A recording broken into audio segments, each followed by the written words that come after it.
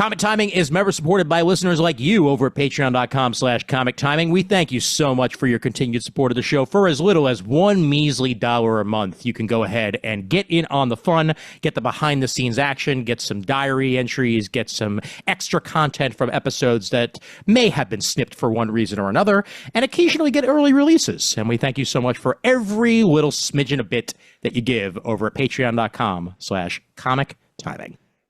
Thanks, guys. Hey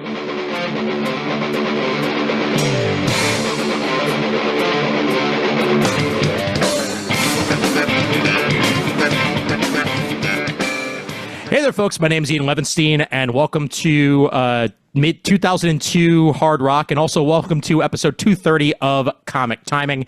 And we are back with you yet again as we change the roster up a little bit every now and then. Raph was on the last episode because it was previous, but Raph is back here. Hey, Raph. Whoa! Oh, wait, hold on. Bum, bum, bum, bum, bum, bum, bum, bum, bum. Any of you audio listeners immediately know what the hell we're going to be talking about in this episode just from that little bit there. Any of you video listeners, you most definitely already know. But also here, Mr. Brandon Christopher. Brandon, what's up? Oh, hello. My name is Dr. Nick Totopoulos. and hi, Dr. Nick. And my name is Steve Martin, but not that Steve Martin, a different Steve Martin. But joining us on this episode, a very, very long time friend of the show. We have known him for forever and a day, since the early days of Comic Timing. And I was saying to him in the pre-show, long enough to have 3 other Supermen play the role of Superman, whether it be TV or film, since we started recording this thing. That's how long we've been around. That's how long we've known Mr. Shawn Pryor, Mr. Baracko Comics himself. Shawn, how you doing, buddy? I ain't gonna lie to you. Well, first, I do appreciate being back on the show. It's been a long time, and I'm glad to see all of y'all doing well. You look good. Y'all, you look good. You look great. I'm tired as fuck. I've been in the process. My wife and I, we closed on our new home yesterday. And we moved all the boxes yesterday. And today the movers took the rest, and we still got some odds and ends to get over there tomorrow morning. And then we walk away from our old house and then unpack everything, and we still got to get stuff out of storage. But you know what? That's not going to happen this week. No, it's not. No. Thank you. Yeah, a brother's tired. You know, I believe it. Hey man, it's like that old Black Dr. Seuss adage. I meant what I said. I said what I meant. A Negro is tired. A Negro is spent. Yes. Okay, number one, outstanding. That's going in the memory banks right there. And number two, man, you never know how much shit you have until you move. Like that's God. And man. Yeah. Yep.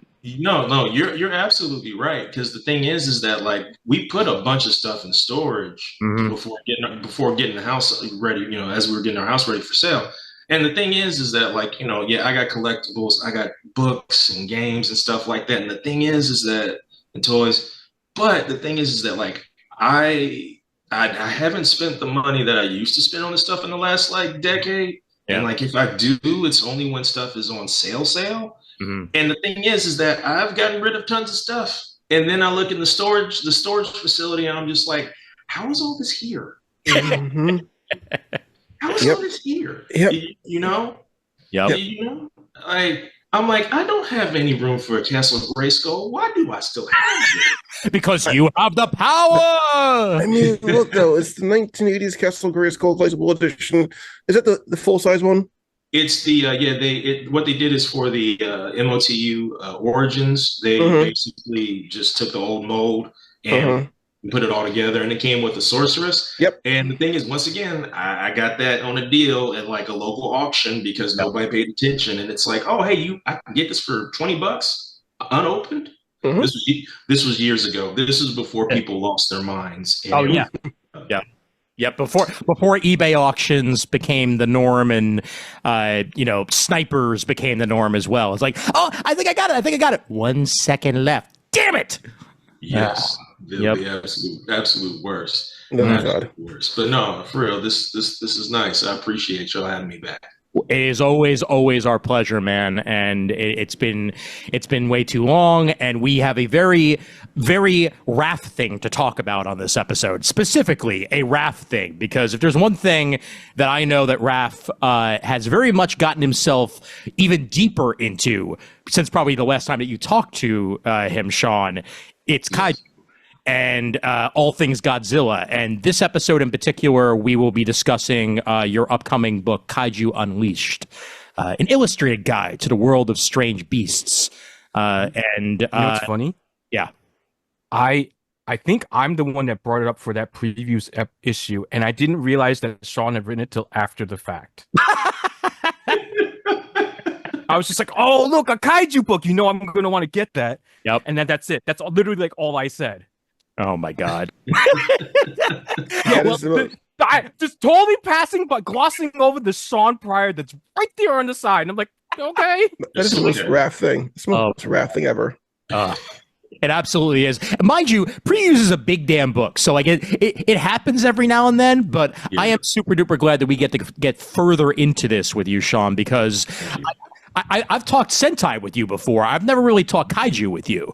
And this is a nice change of pace, man. To get us started on this, what first got you really like into Kaiju as a concept and as something that you could really sink your teeth into? Oh, I think for me, it was definitely childhood. Because like during the summer, I'm like 5, 6 years old. It's a Saturday night. And, and the thing is that like sometimes, my parents will let me stay up late, and on the weekends, depending on what channel you were watching on antenna television, you might have some creature features and some old school sci-fi movies. And like, that was the first time like I saw Destroy All Monsters. And that was like the first like Godzilla movie I ever saw. And as I was watching it, I was like, Mom, can I stay up and watch this? She was like, yeah, it's no problem, man. And so then it became a thing, like with me and my family watching all these like the old Godzilla movies, from like, majority of like a few from the, let's see here. I'm trying to remember the eras. Some from the Showa era, some from the Heisei era, but like being able, but the thing is that it was one of those things where you didn't have like a lot of access. It was just, if it was on, you got to watch it, and that was really it. And so, but like, that's where it started. And then after that, it was like videotape hunting. And like, because like some of those Godzilla movies were weirdly in public domain for some illegal reason. The early ones, this was weird. It's a really weird time. It's not as nowhere near as centralized as it was back then. Oh, sure. But yeah, like Godzilla is just something, and like Kaiju altogether as a whole is something that's always fascinated me. And so when the opportunity came to write this book for Epic Inc. / Quarto, I got the offer in November of last year. When they asked me, it's like, hey, we want to do an all-encompassing book about kaiju and kaiju movies and like American monster / kaiju movies and all these things. And then like I had a meeting with them, and I was like, listen, I think this is a great idea, but I think y'all really need to understand how deep this goes. Oh, of course. Yeah. Because it's not just Godzilla. It's King Kong. It's Gamera. It's Rodan. It's it's even a tiny mention for Ultraman, because Ultraman fights kaiju. So we gotta mention Ultraman for a minute. Yes, like animated cartoons. Yeah. The American Abomination, which was Godzilla 1998. I was like, there's so much to talk about. And then once you also start talking about the old school like monster movies that the creature feature films that like aired in the United States. And like, even like in the beginning with like Godzilla, when they first like aired, when they first played the original Godzilla, yeah, like people, it was something that like still is akin to this day, where like I think it was the Accented Cinema YouTube channel where they say, for Japanese people, Godzilla is about Japan, Yeah. and the environment and the overall feeling. Whereas with America, Godzilla movies are about Godzilla. Yes. Mm-hmm. So the focus is completely different. And so now that I'm older, I get to watch the actual, Japanese versions of like original Godzilla films, and like, with subtitles.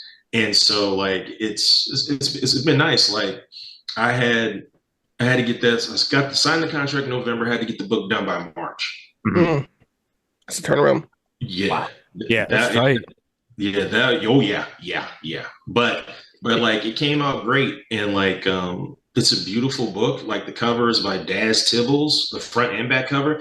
The back cover has King Kong on the back. Ooh, and nice. And like you see the color of the book, it's like that purple. Well, for the book, they spray painted the outer the outer pages, like the outside of it's all purple. Oh, wow. Oh, Yeah, That's cool. yeah.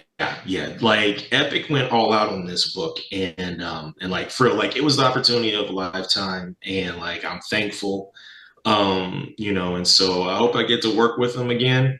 Yeah, man, like everything about this book is fun. Like, man, I got to write about. I said this on somewhere else. I said I got to write about the Great Grape Ape. Yes. Great, babe.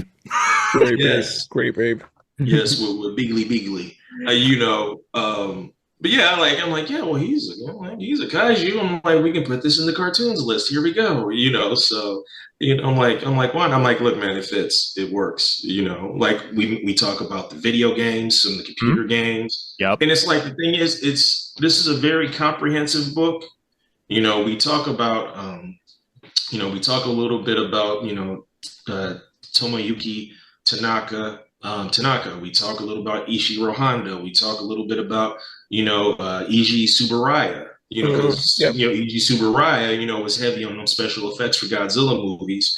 And then he transitions over to create Ultraman and do Ultraman stuff. You know what I mean? Yep. So, like, there are so many, like, fantastic creators that have, like, made something which I think a lot of people thought would be a fad into something that's lasted a lifetime, and something that like in Japan has been appreciated even during the rough times. So yeah, it's an amazing book. I would definitely agree with that. I mean, getting the page through it and see all the things in there, stuff that in my brain I didn't put together as, oh, that's kaiju. I now understand, and mind you, like, by pure coincidence, at Anime NYC a couple of weeks ago, I actually went to a kaiju panel and learned a lot more about that, as well as like some of the other Japanese monsters. I forget the term off the top of my head for like vampires and stuff like that in Japan. But it was kind of like both of them combined. So many different things that I would not have considered to be kaiju. I now know 100% are kaiju from this. Like, even though Kong has faced Godzilla in movies, in my brain, I still didn't think, oh, Kong's kaiju. Because in my head, I just go, no, just giant gorilla. But he's a giant monster. Like, Right. it's simple. He's the grandfather to actually. Yeah. That's a great way of putting it, Raph. You're right. Yeah. So now, because of this book, I get that much more of an understanding of what can fall into that category and what can be classified as such. So that's what makes this thing sing for me, man, more than anything else. Oh yeah. Well, thanks, man. Like, it's the thing. Like with King Kong is this was like when I was doing the research for the book. Like I didn't know how much Japan wanted to use King Kong for their movies, because there is like way back in the day, there was, Godzilla versus King Kong. and Toho Studios, they made their own King Kong suit and stuff like that, and like they had a blast making that movie, and so then they end up working with they build this relationship with Rankin Bass, the people that did Rudolph the Red-Nosed Reindeer, Santa Claus, Town, and Lord all of the that Rings. stuff. Yes, the Last Unicorn. Hey, sidebar, real quick. Yeah. Rankin Bass. Yes. Lord of the Rings, Return of the King. Mm-hmm. Okay. Oh, here we go. The glasses come off. The glasses come off. Taking the glasses off. This shit is getting real. All right. Let's go. Take me to church, please. Okay. Hell yeah. So here's the thing. Okay, like my wife is a very big Lord of the Rings fan, and during the pandemic, I acquired a greater appreciation of the Lord of the Rings trilogy. Okay. So much so to the point where like I can only watch the extended editions now. Okay. Ooh. For Lord of the Rings. We're not talking about The Hobbit. We're not talking about that. We're just talking about Lord of the Rings. So, like, I was always fascinated that Rankin Bass did The Hobbit, and then in conjunction with with an anime studio, and then years later they do Return of the King, and essentially like the Return of the King is wild because if you watch the movies. And then you watch this cartoon that was made in the late 70s, early 80s. Mm-hmm. Half of it, you're like, what the fuck are y'all doing? Mm-hmm. Yeah.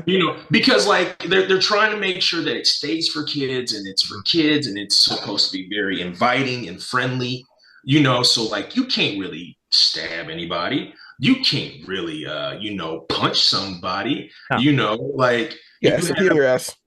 Mm-hmm. But the funniest thing is that like it starts with they're all at like Bilbo Baggins' house, and it's like Frodo and like Gandalf and like I want to say I think it was Sam and it was Bilbo, and Bilbo was just out cold. He was tired. And like Gandalf's like, oh, he's just so tired. And da da da. And then they're like, hey man, hey Frodo, how the hell you lose your finger? Well, that's a long story. Let me tell you what happened.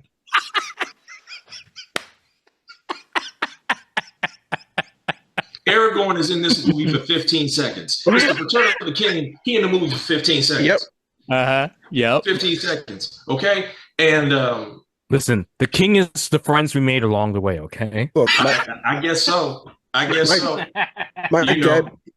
bought the movie on VHS because he got bamboozled because this was at the same time that Lord of the Rings probably came out on at home at the time. Yeah. And he saw Lord of the Rings, and it didn't look like the Lord of the Rings poster at all. It looked like it's the Rankin Bass one. So it's Gandalf pointing at the screen or at you through the fourth wall. Lord of the Rings in big red letters. Oh, that's the Ralph Bashki rotoscoped one. Yep. Oh, Yep. That's the one he bought. And he thought that was going to be the movie. I'm like, this is not it. No. He gets home. Very not it. Gets home, puts it on. What is this shit here? I'm like, I tried to warn you. Yeah. Like what your father did has been a black tradition in many households. Generations. Mm-hmm. You tell your loved one, whether it be your parents or your grandparents, hey, this movie here is really good, and somehow they find either the other version or they find something that's not the movie, but it had one of the words in the title. Yep. It was it. Hey, I found this at Walgreens for $3. Like, no. Mind you, not what you're looking for. That's it.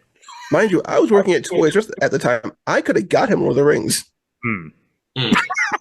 See, and once again, another black tradition: being stubborn as hell and not just reaching out to your kids and being like, "Hey, listen, boy, you live in my house, you eat my food. The best you can do is bring me a copy of Lord of the Rings. I'm not talking full screen either. Give me the widescreen. That's it. Yep. And that's absolutely it. And so no, but yeah, man, like in the Return of the King animated film, like it's more of a guilty pleasure for me now, because when Alice and I watched it during the pandemic, like every 5 minutes, like I would just turn and like look at her and she'd be looking at me and we're like, what the fuck? And but there's a scene, and this will be the last thing I talk about as far as this animated film goes. When Frodo and Sam are like disguised as orcs, and, like they have to get in the line, right? To like, try to like hide. The orcs, because it's Rankin Bass, and like, hey, we gotta have a little bit of a musical up in this joint because kids. And so a whip cracks, and the beat comes in, and the orcs start singing, "Where there's a whip, there's a way." Oh yeah. Oh no. Yep. Those of you not watching the video right now, I found a still. I'm not gonna play the music because for one thing we'd be taken off YouTube, but for another thing, I don't want to hear it. Like key lyric: "We don't want to go to war today, but the man with the lash says nay, nay, nay." Ooh. Yes. Where there's a whip, there's a way. You'll find it on YouTube, and like you'll be like, how? What a fucking fever dream. Yes. And you talk about too, like, the very thin line between, being for kids and being for adults. This shit got made because it went to VHS and they didn't have to worry about it being on TV and stuff like that. You talk about later on in the book, the basically the fight to try to get the Godzilla animated, with Godzuki to be as close to the Godzilla movies as possible. But when you're dealing with standards and practices, that shit's not going to happen. And not only standards and practices, because like I wrote about that in the book, where like there was an interview with Joseph Barbera, and I want to say like it was author Steve Rifle that had got this interview. And he was like, well, we got standards and practices, so there are a lot of things we couldn't do. But the thing is also, it was a thing of they had rights to Godzilla, but like for other things, they had to also get rights from Toho. Right. So it's like, you want the Screonk sound? You got to pay for that. Okay. All right. So, like you want like, you want like the atomic, well, we can't do atomic breath. Okay, fine, we'll do fire. Well, you can't do this. Okay, well, he shoots lasers out of his eyes. And like they had to do like all these things. And it's like, okay, well, what if we want to put in any of the other Toho monsters? And like Toho was like, there is a fee for every monster you see. So they're like, okay, we'll just do Godzilla, but we'll create our own kaiju. And the thing is that now that I'm older, I have a really great appreciation for the Hanna-Barbera Godzilla. Godzuki is Godzuki, and that's whatever. But the thing is that if you look at the pacing of the Hanna-Barbera Godzilla episodes, they are one, they're well paced, and two, they literally have the same pace as a Godzilla film, every single one. Yeah. So I really enjoy that ridiculous ass cartoon. Like it's like it's all up on YouTube, and and the gentleman who played Lurch in the Addams Family voiced Godzilla. Oh, I did not know that. Okay. Nice. Very cool. Yeah. Just a quick question, just to throw it out there.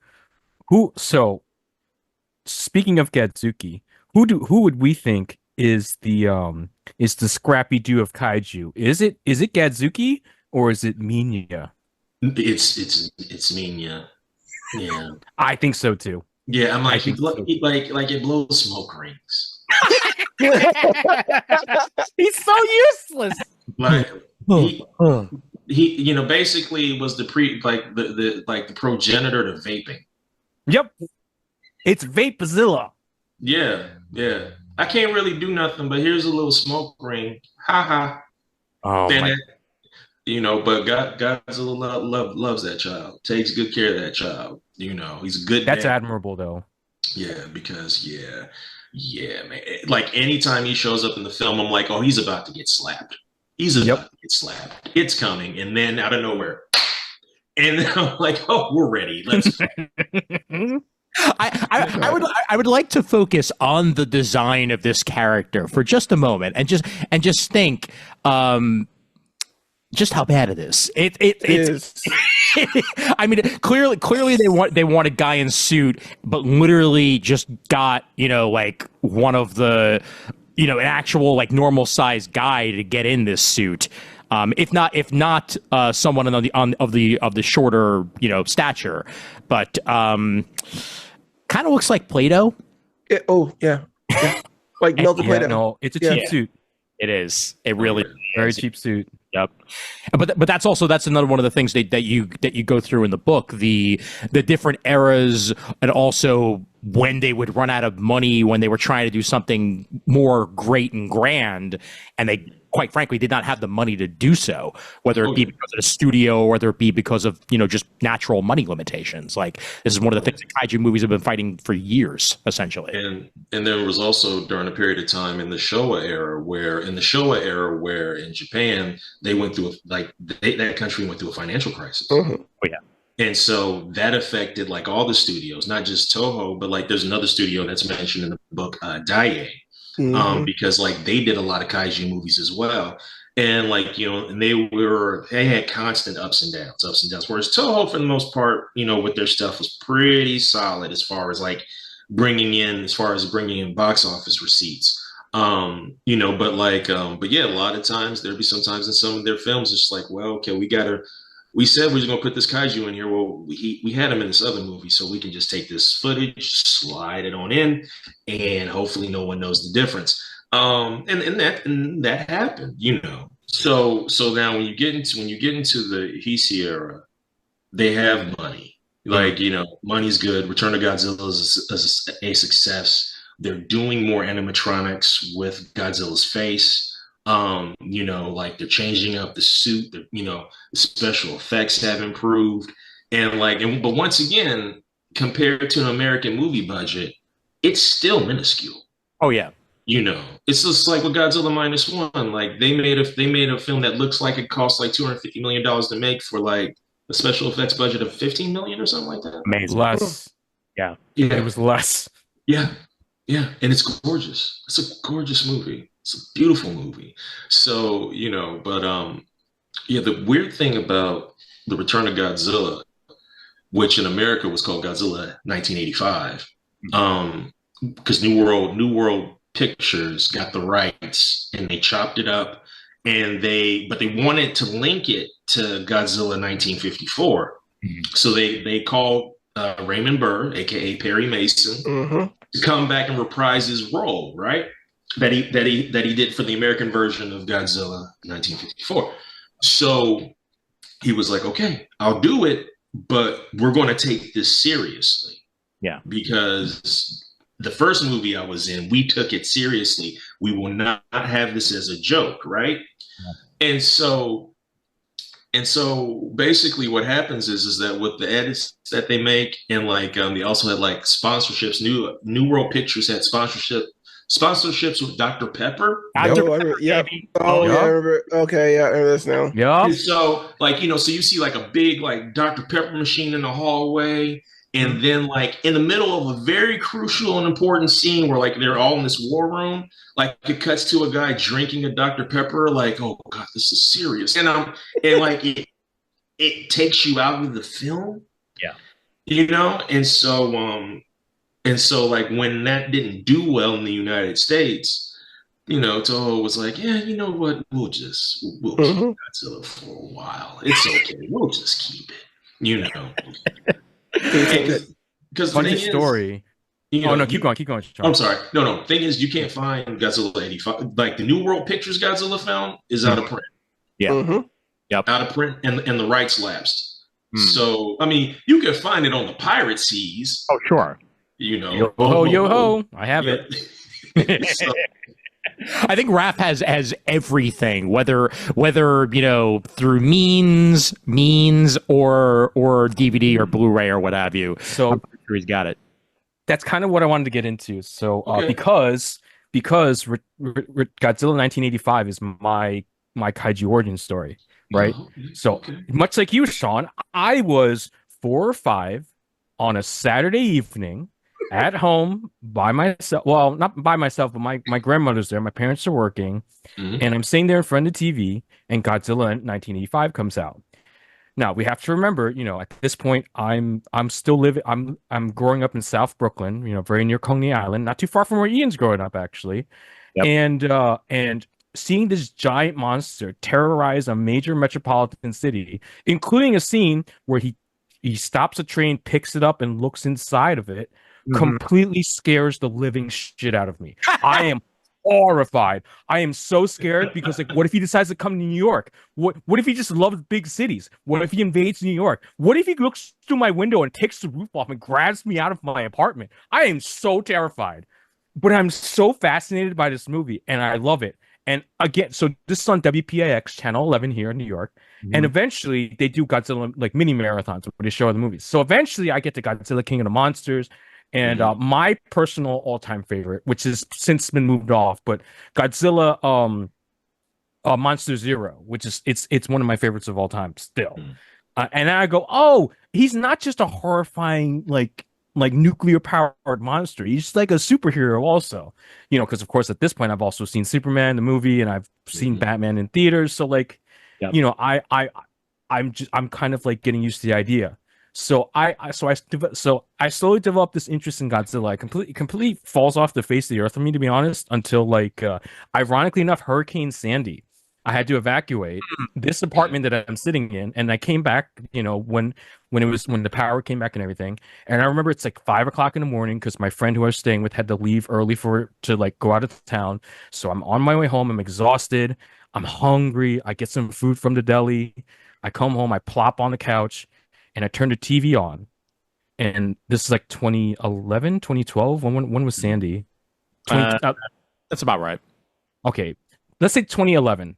Yeah. I plopped down. I turned the TV on because I had cable at the time. And what's on TV but Godzilla 2000, which I've never seen before. So I'm just sitting there, relaxing, trying to just like, come down from a crazy week of like not being at home and not having power and all this. And I'm just like comfortably watching Godzilla destroy a city. And I'm just like, oh, this is so nice. As opposed to 1985, where I'm like a 4-year-old going, oh my God, he's going to eat me. Ah! Well, like, oh, this is comfort food. Little did you know that the only thing that Godzilla would do in New York City is make Matthew Broderick sneeze. So that's, that also ruined the garden. Yes, exactly. Yeah, those are the only things that were going to happen when he was going to visit New York. So, the city was all right. The city was all right. The garden? That's a cathedral. That movie, that goddamn movie. Yeah, I love how that part in Madison Square Garden turns into an Alien / Jurassic Park raptor on. Yeah. Mm-hmm. Yep. Because Roland Emmerich wanted to make Jurassic Park his way. Excellent soundtrack, though. Excellent soundtrack. I still to this day own a Japanese import of the Godzilla soundtrack because it had an extra track from Arkansas on there. Really? Oh yeah. Mm-hmm. Yep. The Japanese release of the crap ass U.S. Godzilla had a Arkansas track added to it, but also like Soundgarden, Foo Fighters, Green Day. Yeah. Like it's stacked to the gills, and of course, come with me. But we're not going to talk about that. By Redacted, exactly. By Page. Yes. Yeah. I forgot he was in the title song. The title song of that one. My favorite story about that is how he didn't actually get clearance from Sting to do that, and to this day, even while he's redacted, every single month he has to write a check to Sting because for I'll Be Missing You. Yeah, yep, because exactly. yeah, just like he's gonna be writing a lot more checks sometime soon. Yes. He's going to go on the trial very, very soon. Yeah, that's too. And the thing is that, and I'll make this quick and brief. Yes. There are many things that, because we don't know everything. We haven't seen everything, but we always knew that like Puff did some shady stuff. Oh yeah. But the thing is that like there are all these like little hidden things that like if you listen to some of the stuff, like whether it being like appearances or on award shows or whatever. But like for the Godzilla soundtrack, it's like one of the lines in the song is "I'll fucking bite you." Yeah. can't stand nobody like you. You can't run. You can't hide. I still have it like somewhat in my head. Oy vey. Yeah. But that, and then he wants you to go with him, and that's definitely a no. No, In it's- retrospect, No. no. Either way, I'm gonna be skipping that track on the soundtrack if and when I put the CD in. But otherwise, excellent soundtrack. Shit ass, Yeah. excellent soundtrack. Yeah. That movie was a guilty pleasure when I was a kid. You would love that movie so much. Every time it came on, I watched it because, like, I'm coming from kaiju from a more Sentai perspective. I grew up watching, like, I watched Godzilla. What I think was my first one. I think Godzilla vs. Mechagodzilla was my very first one. 1993. I think. Yeah, and like it was because I think like TNT used to do Godzilla marathons like around Labor Day, and then I would catch it on like a Saturday afternoon after cartoons on like either like I'm in Philadelphia, so WGBS or WPHL. So either channel 17 or channel 57 in Philly. And like it was not my jam, but like just still I was in it for the fights mainly because I was like 7 or 8. So that's what you do. You watch it for the fights. You don't really care about the story. You just watch giant monsters beat on each other. But then going back and like learning through the history of Sentai also, and learning how like the history of Sentai and history of Kaiju are pretty much tied together. It's mind-boggling how much overlap there is and how much of like the inherent storytelling from Godzilla originally plays into other aspects of Sentai also. Oh yeah, and like and also think about with like King Kong, people like a lot of people fail to realize that like King Kong came out way before Godzilla came out. 1936, 37, I thought. 36, 37. Let's see here. Like all that information has left my brain after writing this book. Oh, of course. So let's see here. Let's check the what does the browser say? 1933. 33. Yeah. 1933. Shout outs to Willis O'Brien who did the special effects for that film. Those special effects still hold up to this day. Like doing things that honestly should have been impossible in 1933. But like it's like, and the thing is, like, there was a period of time in my life where, like, I didn't really watch Godzilla movies, but, like, I got into Super Sentai. Like, we're getting, like, towards, like, the mid to late 90s. Like, and I'm more into that than I am Godzilla. But, yeah, you're right, Brandon. Like, there's still the kaiju effect is there. And I'm watching, like, the Ultra 7 dubbed episodes that Sonar had produced because they took, they got the rights, said, okay, we'll just redub these, and also played like an episode that in Japan was banned. Because there's, and I think we briefly talk about that in the book too. Yeah. But like, but yeah, at that time it was Ultra 7, Super Sentai. But they still fought beasts. They fought giant monsters. So it's like it still works. Well, can I also bring up for something completely different?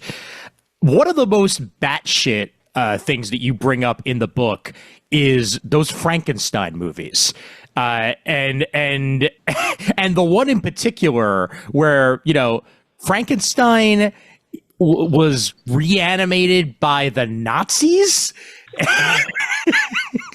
Man, listen, bro. Like when it came to like Frankenstein films with Toho, you just had to let it rock.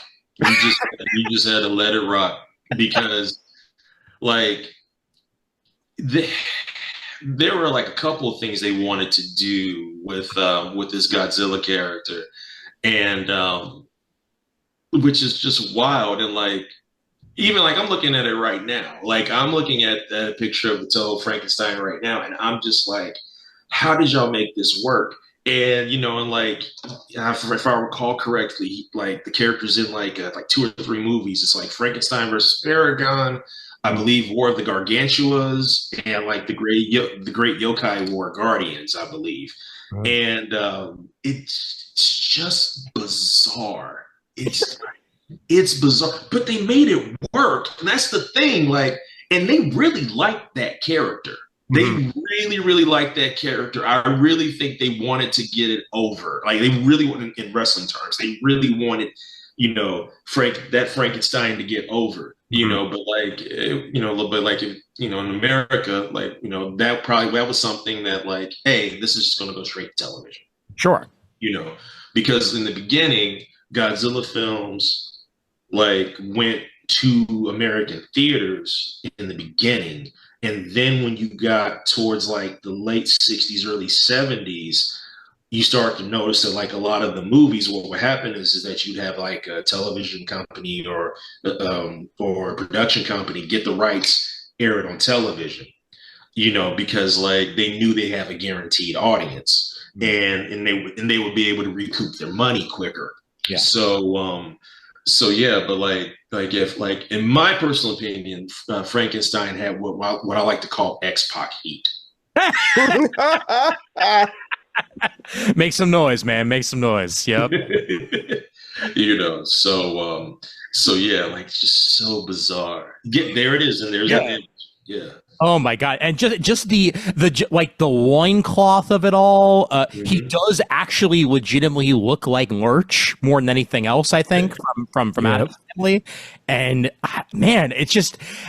You could see the love, like you're saying, they wanted this to work, but also they probably thought to themselves, well, Frankenstein has, you know, American appeal as well as Japanese appeal, so clearly it's that type of crossover character that both are going to love and enjoy. It's just put something out a little bit less batshit insane, and then maybe we'll talk. But like this was out of its gourd, man. Oh yeah, they were like, well, we're gonna make this work by hook or crook. You gonna get this Frankenstein? Yep. You know, you gonna get it. You gonna enjoy it, damn it. Like this is for you. You know, like, and I believe, if I'm not mistaken, Ishiro Honda, who directed a lot of the early Godzilla films, he directed one of the Frankenstein movies. So you know, once again, that Godzilla essence is in these films. You know, and so yeah, man, like there's so much like fascinating stuff. When it comes to these kaiju movies, and then if you start looking at other countries outside of the United States that did kaiju movies, or have attempted them, and like it's just there's so much information in this book, but at the same time, it feels like it just scratches the surface. Although there's tons of material in this book, you know, I personally feel that like it's more than a beginner's guide. Like it eases you in, and then it's not an information overload as much as I didn't know that. Well, that's a surprise, you know, and stuff like that. I didn't know that in 1969 they quote unquote wanted to end Godzilla, that they put out what was supposed to be the final Godzilla movie, and clearly it wasn't. But there have been a number of times they're like, yeah, I think this is it, guys. I think this is it. You know, ladies and gentlemen, I think this is the end of Godzilla. And then like they look at a few years later, they look at the clock, and it's just like, hey, who's hitting the reboot button? Yep. You got it?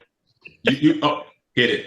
I mean, he is immortal, so technically he's not dead, right?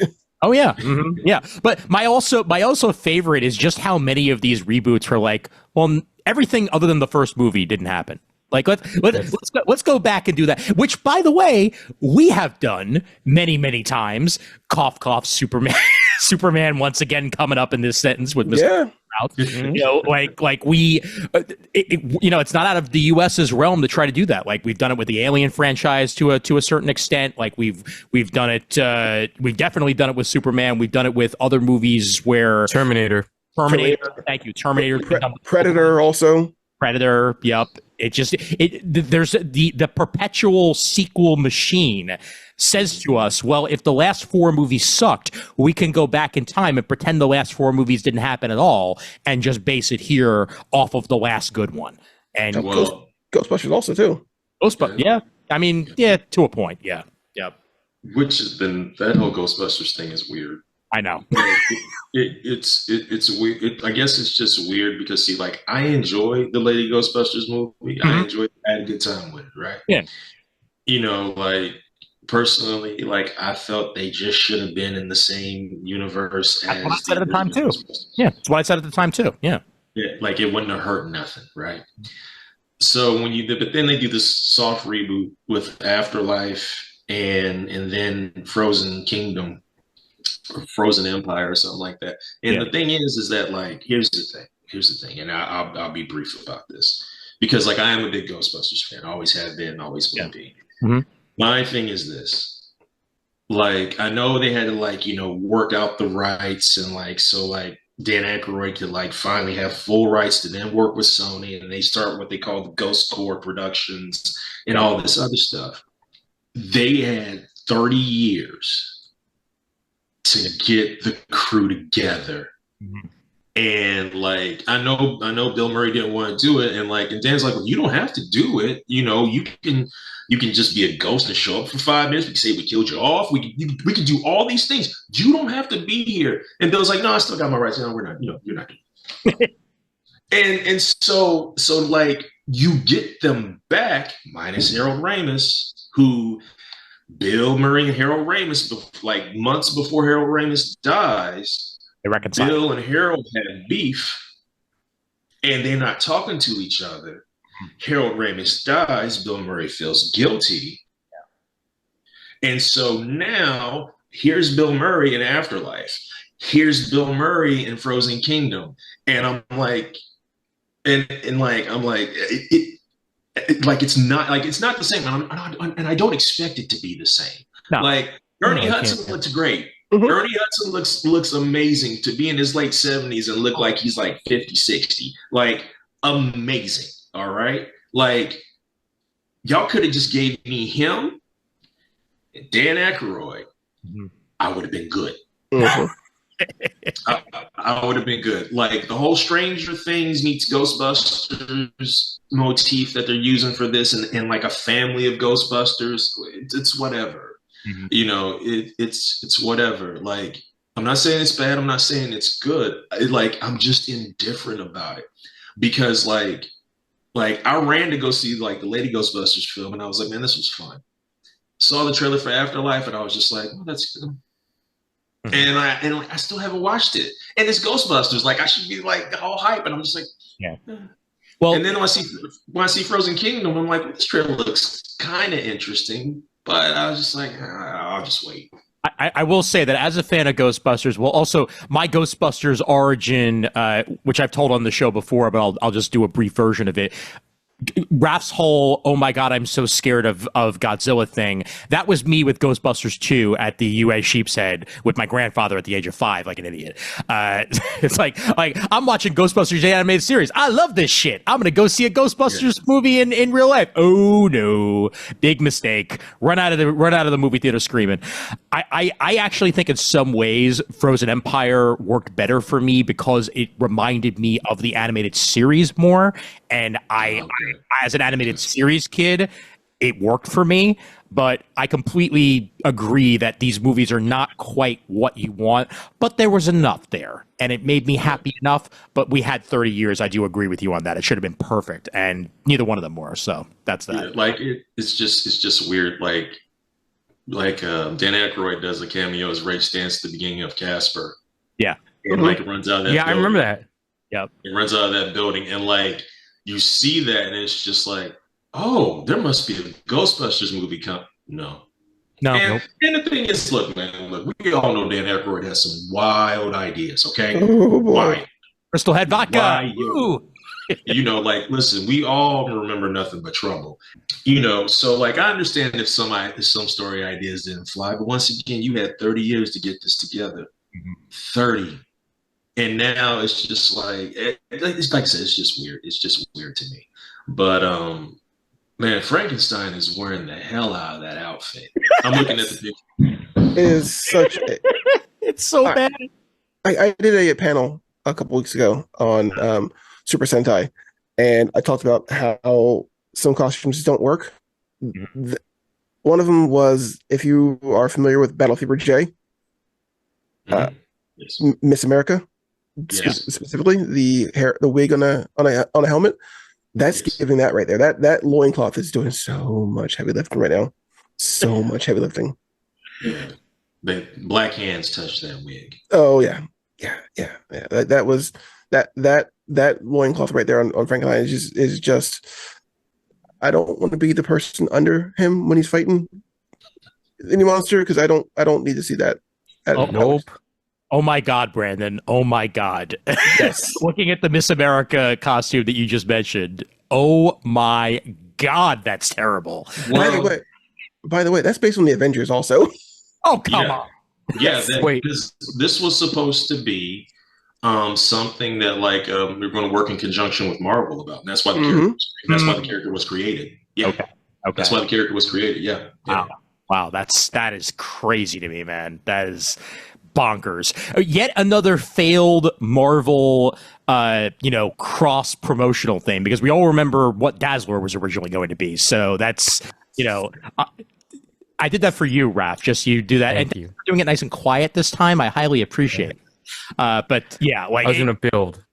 it's a long line of that. But looking at today's world, speaking of which, with Godzilla on the cover of Marvel Comics, with Ultraman crossovers happening with the Avengers and stuff like that, like I feel like the ties between Japan and Marvel have never been stronger than they are right now. And mind you, this even goes back to when there were Godzilla comics and Godzilla was part of the Marvel universe in the late 70s, Yeah. My favorite thing is when they're like, "Oh yeah, Godzilla's part of the 616." Yeah, man. Like Dum Duggan hates Godzilla and wants to take him out. And I'm like, what? Like it like so. Shield is like, look, man, we're here to fight Godzilla. That's all we're here for. That's all we want to throw hands for. Okay, is Godzilla. That's it. Then they have like all these Marvel superheroes that show up. And, I think we get like a red, like if I'm not mistaken, the only purpose that of Red Ronin existing is because of Godzilla. And that was a really, for me, that I feel that was a cool time for Marvel because like they literally would do like other people's like intellectual property and tell wild stories. Shogun Warriors was a fantastic series, which ends in the most weird way because it's like it had a crossover with Fantastic Four and they're like, oh man, we all Yep. Because the toys weren't selling anymore after like a year and a half. Like the first year, the toys were like blockbuster, like selling out, making all the money. But then Star Wars comes out and everybody's like, oh, we're trying. So good night, baby.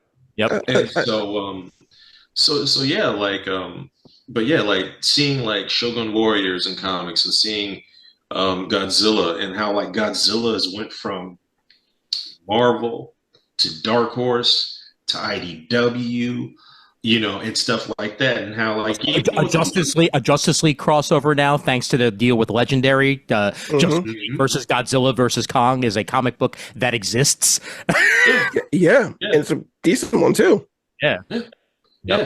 Actually, I need to dispute that because there's no way that Godzilla could defeat Superman because Superman absorbs radiation from the sun and radiation from the sun. Who let this guy in here? And nuclear bombs are the same thing? Excuse me, gentlemen, it's the same thing? Security. Who the fuck was that guy? Whoa, what happened? Oh, here it is. I found it. I found one of them. Nice. Oh, the Immortal Thor one. Yeah. Oh, dude, that's badass. And let's also comment on the fact that because of licensing, a lot of these covers have been coming out at the same time that Justice League versus Godzilla versus Kong is coming out over at DC. So, good. I love it. Toei's Godzilla over at Marvel, Legendary's Godzilla over at DC. It's crazy right now, man. Yeah, it's wild. It is absolutely wild. Like I never really thought that like we see a time in America where like Godzilla is this popular, like super popular. It's beyond like like 70s and 80s cult status. Like it's it's like it's a major thing, and like and I like I said, I like the fact that Japan still makes their own Godzilla movies. Yep. The stories are fantastic. Like this whole MonsterVerse thing that Legendary's been doing has been a lot of fun. They're like, yeah, we don't call them kaiju, we call them titans, and I'm like, oh, all right, fine, but Close enough. close Same enough. difference. And so I'm like, okay, but like they introduce all the titans very well, and and the CGI is solid, and like it's like I got Mecha Godzilla, man, like. God, that fight scene, that whole, oh my God. Oh, that was such a good scene too.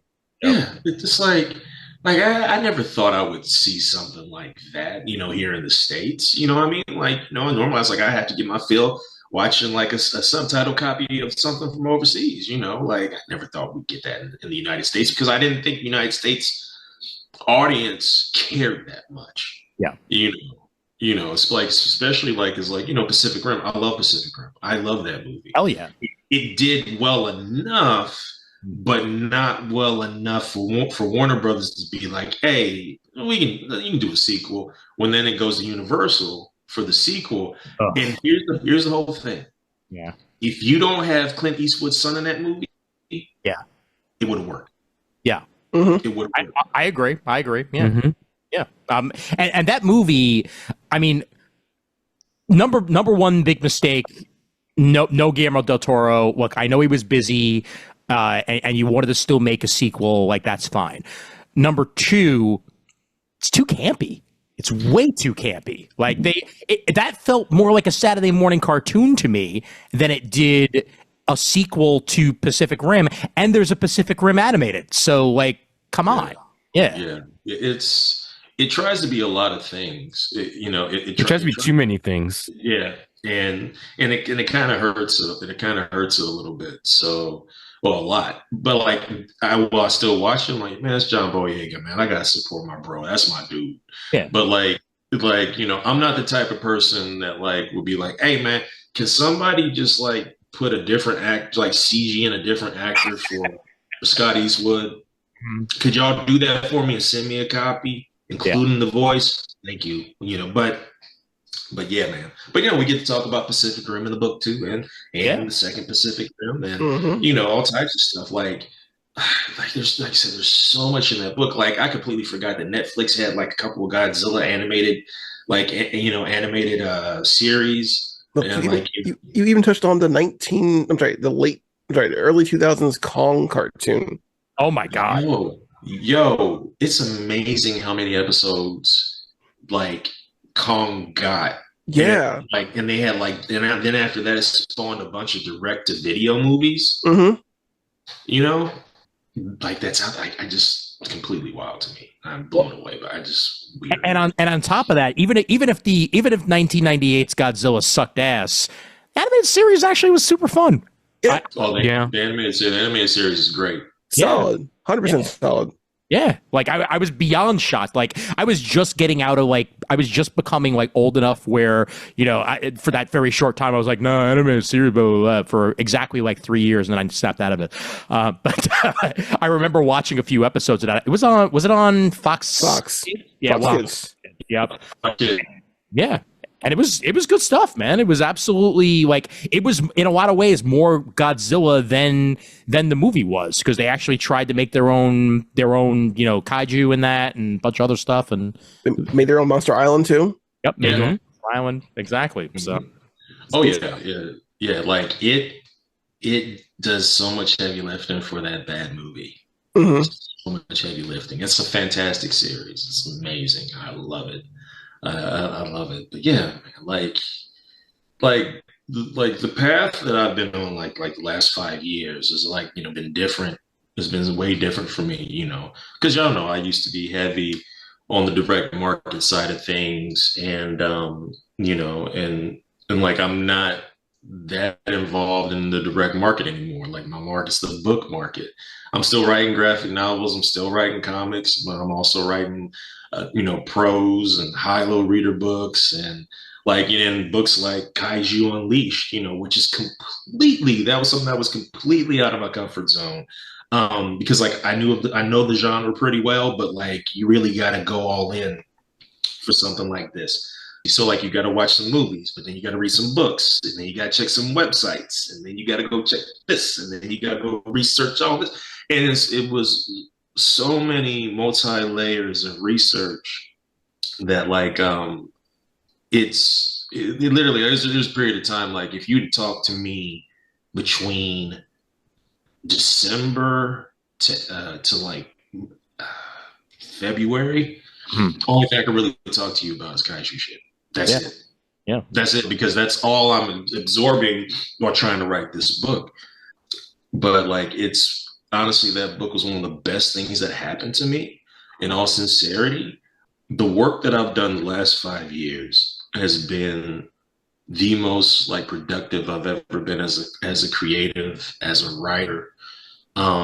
Being able to talk to school kids about, you know, the power of creativity, the power of writing, how things inspire us to be creative, and how we turn that into our own worlds and universes. You know, mentoring kids about sequential art, and you know, getting them involved in the arts, like all that stuff is like really changed my life. And so, you know, like like I said, I'm thankful for that, and like I'm happy for that. It's not that I regret my time in comics. Oh. You know, because like I don't, you know, but like there's you know there's some of it that I'm just like, yeah, I got a little saltiness about this over here, but like, because the thing is, like, I still wrote a Power Ranger story. Damn right.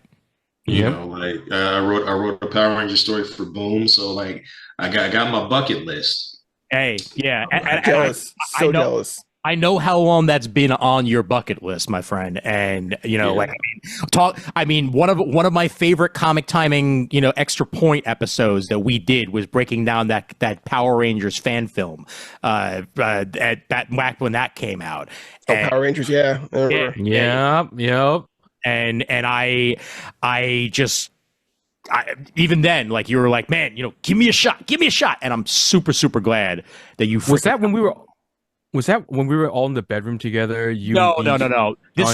This was me, Martheus, and Shawn getting together to talk about that Power Rangers fan film that came out with like with like some of the original Rangers, but then also some James Vanderbeek. Yeah, I know which film you're talking about. Yeah, Power / Rangers. Yes, exactly. I also remember that one night in our hotel room. I think it was at a CGS gathering where we just all went wild about Sentai. Julian was there. I forget who else was there. That was a good time. That was a great time. I got my Sunday. All right, but Martheus is still mad about that Sunday, dog. Oh, you bring that up to him today, and he will punch you. Briar's 2 for 5. That's it, man. That ingrained in my brain until the end of time. Like, how you run out of ice cream, fam? I forgot all about that. Oh my god. Oh my god. It's so. Was that a Super Show? That was. That was the last one, right? The very last one. I believe so. Yeah, and those were some of my favorite times, man. Just get together to that room, like just like turning on a mic and just letting us all go nuts. That was the best, man. Absolutely. And you certainly have spread your wings, man, because. And that's what I appreciate about you as a creator, is that, you know, you talk about not being in the direct market and all that, but like, you know, you're still in the comic space, you're also in the book space and all that. I mean, you just came out with this Who is Shawn White book also, I mean, talk about something that couldn't possibly be farther away from kaiju, which just says like how much of a range that you yourself has created for yourself. And like, I freaking love seeing all the stuff that you're putting out, man. Like, one way or the other, it just really just spreads you around to as many different audiences as you could possibly get to. Oh yeah, no, it's fantastic. You know, that Who is Shawn White book for Who HQ just like came out a couple of days ago, and like then that was a process. Once again, that was another book that took me out of my comfort zone, and but like the thing that like I remember when I signed the contract, they're like, you get royalties on paperback and hardcover, and literally the first 2 words out of my mouth were, "Excuse me." You know, and so like in this type of book series, that who is, who was, who are, that book series is in pretty much every single library in America. Oh yeah. And also a majority of school libraries across America. And then the book also sells overseas. And so you know, and I had to learn a lot about Shaun White. Like yeah, I knew of his Olympic exploits. I saw them on TV, but it's like I really had to go all in to make sure that, like, you know, I told the story correctly. Yeah. And so, you know, you also have a historian that comes in behind you and says, okay, well, we need to check this fact here and blah, blah, blah. And, but I had a fantastic editor. Like for Kaiju Unleashed and for Who is Shaun White, my editors were amazing. And so, like, yeah, man, it's been a heck of a journey. It absolutely has, and you know we've known you more than 15 years at this point, and frankly, seeing you succeed, man, is a goddamn pleasure and a goddamn delight. And I am also going to do you the absolute favor of letting you promote everything now and getting your ass to bed, because I know how exhausted you are. So we still got to put this damn bed together, dog. Oh no! Oh no! Oh shit! Like it's an old school metal frame. And the thing is, like, I took it apart this morning, and I'm like, and I've taken that thing apart and put it together 11 times. Yeah. I can't remember how to put that son of a bitch together. Oh my God. So here's the deal. Okay, if you want to see what I'm doing, you can go to ShawnPryor.com. I need to update the website, but it does show you some of the books that I've written over the last few years. You can also go to Amazon. If you type my name, Shawn Pryor, a couple books should pop up, and like just click, if my name is highlighted, click on it and it will take you straight to my author page. And like you'll see like all my books, like from like Kindle, paperback, hardcover. You just make the selection and make your choices there. And also you can find my books at bookshop.org. I have a Patreon, patreon.com/ I believe Shawn Pryor, I believe. Because it's been a while. It's been like a week since I made a post, and I need to make another post. And like Comic Timing, you can either, you know, for as little as $1, you know, I give you all types of posts, previews of stuff I'm working on. Sometimes I'm just talking about life stuff. Sometimes I got some jokes, you know, and so, you know, so like I got that too. And let's see here. Yeah, patreon.com/ Shawn Pryor. And every now and then you get together with Daryl and Julian and Martheus and go nuts on podcasts. Yeah, we do Culture Trappings. It's still going down. Granted, it's been a while, but we should be returning for another episode soon. Nice. Originally, I was going to do a comics crowdfunding event starting on the 13th. I'm going to put that on hold probably until the 20th, if not further, because my brother is tired and like I am exhausted. Like that. I have no more of the I got 5 minutes on a Tuesday anymore. Like I don't have that anymore. Like that additional energy. Like, you know, I'm in my 40s now, man. It's like I can't keep pushing the way I push. Oh yeah. So, yeah. But I will be doing a crowdfunding project in the next couple of weeks for some original comics that like some comics that like I wrote, you know, for fun. Collaborated with fantastic artists and friends of mine, Kenny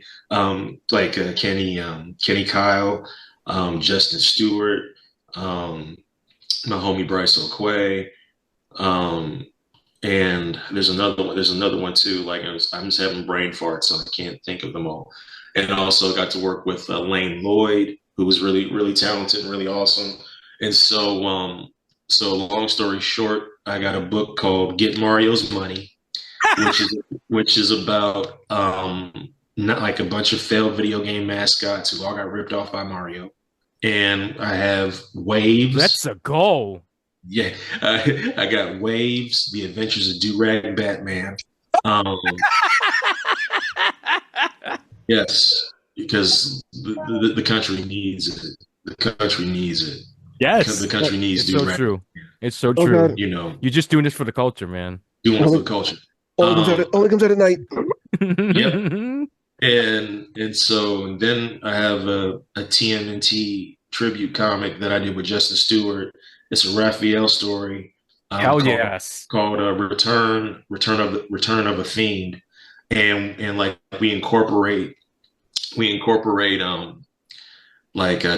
Rakim's hip hop lyrics to Microphone Fiend in the book. Oh shit! In the comic, and yeah, there's the cover for Get Mario's Money. And so, yeah, man, we put like Bubsy, Ariel the Acrobat, Rayman, Billy Hatcher, Jazz Jack Rabbit, Awesome Possum, and I think like is that Banjo? No, it's not Banjo. It's not Banjo. I'm trying to remember. Like, oh God, I know this one too. You know, like, but yeah. So like that was that. Is it Conquer like Conquer's Bad Fur Day? No. If I had my files, I would just pull it up right now. I just can't remember. But I think it's Artie Lightfoot. Okay, that's who it is. Artie Lightfoot. So yeah, and then like I got like a comic that's going to be in print for the very first time. It was available digitally for like years. It's called The Pebbles Problem. It was a Flintstones mini comic where Barney's always stealing Fred's Fruity Pebbles. And the thing is that like, you know, because all them commercials was out for years. He's always trying to steal his Fruity Pebbles. And it's like, why? Why are you like, why? And in this comic, you learn why he's been trying to steal Fred's Fruity Pebbles. Oh my God. Know. And so like that one right there, like, and like all four of those comics like allowed me to stretch and like experiment and just do different things. Mm-hmm. And like I said, they're all beautifully illustrated. I got to work with fantastic people. But in a few weeks, I definitely want to get that up and running so I can you know, see if we can raise some money and get these books out to the folks. Excellent. Well, we will most definitely be posting that on the Comic Timing fan group when it does. I'm gonna need like 7 copies of that Raph tribute, and I'm gonna need like a bunch. Okay, I got you, Raph. I got it. Oh my God, Shawn, go put a bed together. Do us a favor and go get some sleep. And it's well deserved. Thank you for coming on. This was a damn good time. And next time you got something, you know where to turn, my friend. It's always a pleasure to talk to you. All right. Hey, I love y'all. I appreciate y'all. And I'll talk to y'all soon. All right. Sounds good. All right. You need to sign my copy of Mercury and the Murder. I just found it. Hey, that long ago. Hey, when I see you, I got my Sharpie for you. Okay. There you go. I got you. That's a throwback. That is. I found it and I was like, oh my God, how long ago was this? You know what? You know what a great feeling is that when like here in Kentucky, there are places called half price books. Okay? Yes. And they're in a bunch of states. Okay. But like, you know, so like, you know, it's just like people drop off stuff to sell and then they just resell it. Right. So, you know, you go into the comics area sometimes, you just start filing through comics. And like one time I was just filing and I saw like copies of Mercury and the Murd, and I was like, oh snap, I made it. Oh, speaking of Kentucky, I gotta hit your area sometime soon because Toy Vomit's there and I need to go real bad. Yeah, and he's opening a new store later this month. I know. I heard, and I need to go real bad because he has some stuff I want. Yeah, he has all the damn toys. Yeah, I need to go. So if I'm in, I'll hit you up when I'm in the area. All right, no problem, fam. Sounds good. Listen, all right. Y'all have a good night. I appreciate y'all, and talk to you soon. All right, sounds good. Good night, Shawn. Yeah. All right. Well, that was a damn fine conversation, if I do say so myself. Great. Well, it really hits you here, man. It hits you here when you get to catch back up with somebody. It's been so long, man. I'm so glad to see him still being two things: A, the hardest working man in comics, and B, just being Shawn still. Like, you know, genuine, whenever the glasses come off, you know, like, oh yeah, yeah. It's been so long. I miss that so much. Hell yeah, hell freaking yeah. Meanwhile, we still got time to talk some comics, so I guess might as well just throw out there. What have you guys been reading lately? What do you want to talk about? What do you want to plug? I've been catching up on. Oh, sorry. Go ahead. Oh, I just wanted to put a quick wrapper on the Godzilla stuff because I mentioned Hurricane Sandy. So how I got back into Godzilla was actually partly because of the 2014 MonsterVerse Godzilla, the first legendary movie. Yeah. Yep. And then while I was in Maryland, because Brandon mentioned this, right? I would watch cable on the weekends, when I wasn't doing anything with my at the time girlfriend, and there would be Godzilla mini marathons on TV. So I would watch some of those movies I hadn't watched as a kid, like the Heisei era, the '90s era, and so I would go to Walmart and I'd see them like the Millennium era, like 2 movies for on in one box set for like $10. I bought a bunch of those. And then eventually I just pirated all the Japanese versions of everything, and I just watched them all repeatedly over and over and over during COVID, and just shut up. No. So yeah, and by pirate you mean you bought a copy off of a pirate. His name was Pegleg Pete, and that's okay. how you. Yeah. To be completely okay. So here's the thing. I own legit copies of every Godzilla movie. Oh, I know you do. I've seen English. I've seen the boxes and boxes. Yeah. Yes. It's just for the Japanese subbed version. Yeah, that's with the Japanese audio. I have to find those through other means and Godzilla 1985. Yeah, but that's what I'm saying. I don't I have legal copies. Yeah. Just okay, Toho, please don't come after me. And remember, backing things up and watching it yourself is not actually piracy. That has been that's correct, and you are allowed to do that as much as you'd like. So yes, yep, good point there. And I have major holes in my Godzilla watching. I 100% am down on the Godzilla -1 train as being like one of the best movies period I've seen in the last 10 years, if not more than that. It's so freaking amazing. And the final footnote, where I got a lot of my Godzilla information during the pandemic, and especially from this YouTube channel, Big Action Bill. Mm-hmm. He's in our age range, and he does these extensive dives. He did the same. He arguably did just as much research as Shawn did, and the thing is, he doesn't have an editor. He doesn't have a book. You can only do this in 200 pages.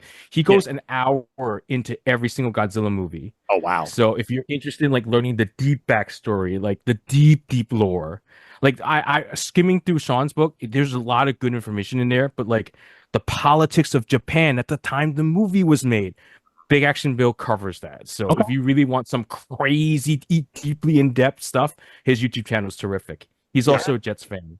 Yeah. Also, if you want some really quick knowledge on it as well, Overly Sarcastic Productions. Yes. Familiar with them. Red did I want to say a trope talk on kaiju also. Basically, it was just a overview of what kaiju are, but then she went into some very specific instances of politics of both actually at the time of Godzilla, but also going back to King Kong and saying, giving basically metaphors of what it was also. Mm-hmm. Nice. Very cool. Well, check that out as a supplement to Shawn's book. And Shawn's book, by the way, I'm not sure if he 100% mentioned, but it is available for pre-order right now. So this book will be out very, very shortly. It is up on Amazon and all your major retailers, and available in tons of other places. Amazon has it for release on October 29th.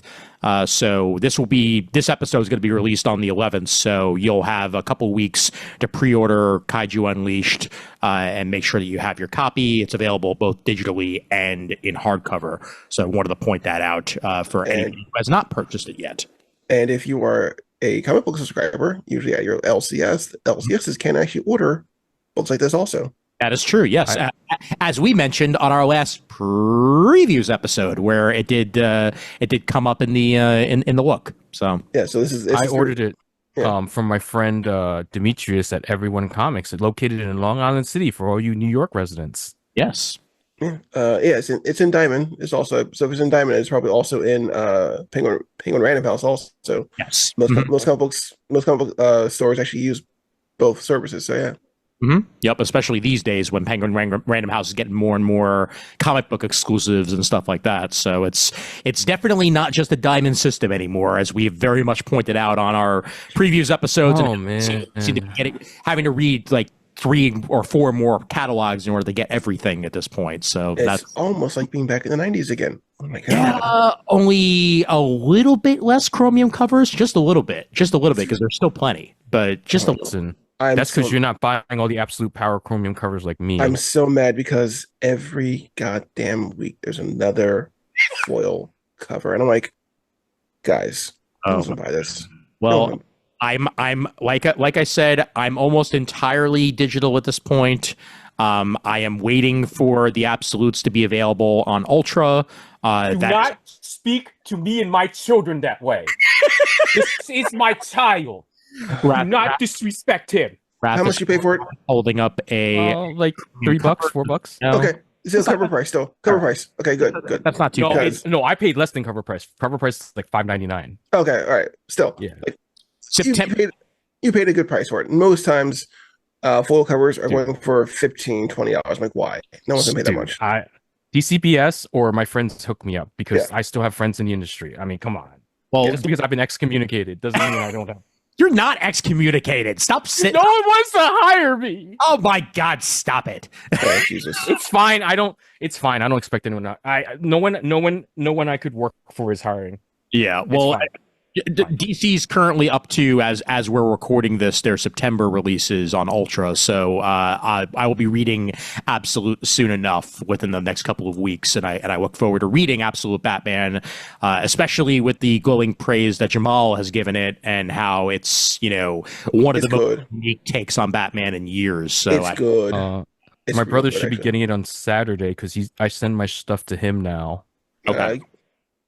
I got the Cover E logo foil design variant. I'm looking at my shipping list. I read mine last week. I want to say at the store. So what type of Batman is it comparable to, Brandon? Like, that's okay. That's weird. That's a good question actually, because it's so different. Okay. Like it is very like okay.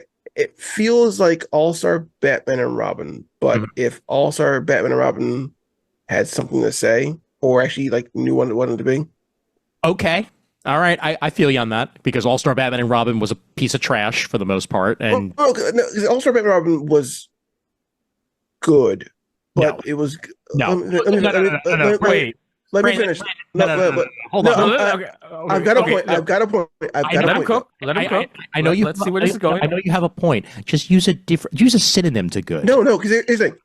There is substance to that book. All right, fine. But the problem is lost in trash. The substance is so mired in Sin City. Oh my God. And that's the problem. Is. Yeah. Like it's Sin City by way of Batman. And the only reason why the book is elevated any further is because of the heavy lifting by Jim Lee and the artwork. Yeah, which is that's why the only right. Yeah. So again, and that I still say All-Star Batman Robin has one of my favorite fucking panels and favorite jokes. Is it Green Lantern covered in Batman covered in yellow? Is it? Yes, it is. Okay, it is. I will still say to this day that is one of the smartest fucking jokes ever. Okay, in a comic book, Batman covered in yellow in a yellow room drinking a glass of lemonade. That is such a good joke. Yeah. And it's like, okay. There are other things about that book where it's just absolute trash. But going back to Absolute Batman, it feels like it's gritty, it's grounded, it's visceral, right? And but it's not over the top, like how a lot of people do Batman sometimes. It is, but it's over the top in the way that makes the most sense for the character. Got it. Okay, because I don't like when people try to copy Frank Miller, they copy Dark Knight, and it's just today's a good day. Today's a good day to die, but not today. Yeah. just like it's too much. We've been there, and we've done that so many freaking times. You know, like I perfect example would be how many times Marvel has tried to do a Dark Knight Returns with one of their characters. Right. Like Spider-Man Reign has some positives to it. I haven't read the second one. I hear it's interesting, but I don't want to. He killed her, Ian. He killed her with semen. Yes, radioactive spider splooge. Yep, that's been a running radioactive spider splooge. Now we've just gone down a rabbit hole that we didn't need to go down, Raph. I'm going to have rein you back a little bit further here. Yeah, there they go. Spider-Man made me back. Spider-Man made me back. Rain, ruins, all that stuff. Yeah, they try to Dark Knight their stories. Oh, absolutely. Ruins is ruins. Ruins I actually liked at the time, and then I reread it a couple of years ago, and I'm like, ugh, God. Cringe. Absolute cringe here, guys. But no, like there have been, and even over at DC, there have been tons of opportunities to try to like build on that, whether it be Frank Miller himself or whether it be other people. But I appreciate that it seems like this is like a grittier Batman, but it also its own take on Batman at the same time. Yes, it very much has something to say. I can see why they're doing it. I think they're trying to do the very. Oh, okay. Have you read All In yet? No, I haven't yet. Okay. I have it in a pile. Okay. I don't want to spoil anything about All In. Oh wait, the All In special? Yeah, the primer. It's in the mail. I'm getting it on Saturday. I think. I think the All In special is still like a week or two away from Unlimited too. So like I can't even like go read it now. So okay. So going from the initiative of what was it? What was the initiative called before? All In. It was called God, what was the most recent initiative over at DC? There have been so many, it's hard to keep track. Well, the big one, Dawn of DC. Dawn of DC, thank you. Yeah, Dawn of DC, yeah. To Absolute. Mm-hmm. If you think about the dichotomy between the two, when you're reading All In, it makes sense. Okay. All right. That makes sense. Listen, we all praise the Absolute, okay? The Absolute has all the answers. Oh, actually, you know what? A certain co-host of mine who's not on this episode, who fell asleep back in the day on recordings while he was in college, happens to have it on his Kindle app. So I may be reading it after we're done. Yoink! Yeah. No, that's he has both All In and he has Absolute Batman. So I will be reading that. That will All be praise the Absolute. All In's fun. Absolute Batman is fun also. I've been catching up on a lot of things. I've been catching up on Radiant Red and Radiant Pink and Radiant Black. Oh, cool. Nice. Oh, yeah. I fell down another Power Ranger hole a little while ago. So I was like, let me go finish Radiant Pink and Radiant Red. I bought this, but I never finished them. Volume 1 of Radiant Black will be read for this show for I think we're calling them the Gold Team in an upcoming episode, as there's still a book of a month that needs to be done on Radiant Black Volume 1 and possibly even Volume 2. Dibs. Brandon, you can gladly join us for that one. Chris, Murd, and Shane all have it in their possession, and they just need to read it. So once that's done, you'll join us for that. I love the book so much, and like knowing that Higgins is a massive Power Rangers fan because he wrote for the book also, and like Higgins is another person who I appreciate also, like Shawn, because they carved out their own niche as well. Absolutely, going from fan to writer basically. The hard way, like that, and still carrying that appreciation for the characters they love. Fucking fantastic. Oh yeah, yep, absolutely. And Higgins too is such a diversified writer at this point. Like he's done so many different things for Image, DC, even a little bit of Marvel from every now and then. Like you name horror. He's done superhero. He's done fantasy. Absolutely, yeah. I think him and Tom Taylor are probably the most diversified writers in comics right now. I think that they've done just about every single genre they could possibly do in the West. I mean, throw King in there also because Tom is Tom. That's true. Well, also Cullen Bunn reviews. He just writes 600 comics a month, so he has to have written every separate thing there is anyway. Oh my God, does he ever sleep? No.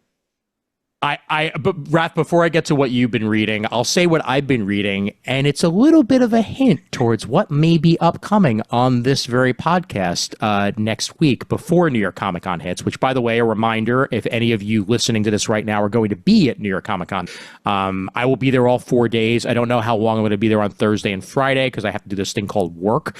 Raph will be there on Friday. Saturday and Sunday I will be there as well. Chris of the Nautis Variety is going to be there. Jamal Eigel is tabling. And I don't think Donovan's making it out there this year, if I remember correctly. So it'll be us roaming the floors and all that jazz. And I will bring the recorder with me, and I promise that I will try to turn it on. I might try to live stream. I've never tried it before, and I want to experiment, but I mean, I have to do it through phone service, like 4G, and you know how phone service is there. Yeah, God, it's the worst. Yeah, Javits ain't got no phone service, period. So that's so like it could very well be a very short experiment, but I'm gonna try. We are definitely going to do a post-con wrap-up of some sort as an episode as well. But before then, and I know you might have had something. Did you have something to add on New York Comic Con, Brandon? I was saying live long and prosper because I won't be there. Okay, gotcha. Nice. I couldn't get tickets for the 5th year in a row. Son of damn. Keep me posted next for next year if you need me to mail you something. But but either way, as a teaser for the next episode of the show, as something that was presented by Chris with a K, that will be executed by Chris with a C and the Gold Team. I'm currently reading 0 Hour, and I'm going to go ahead and leave it at that.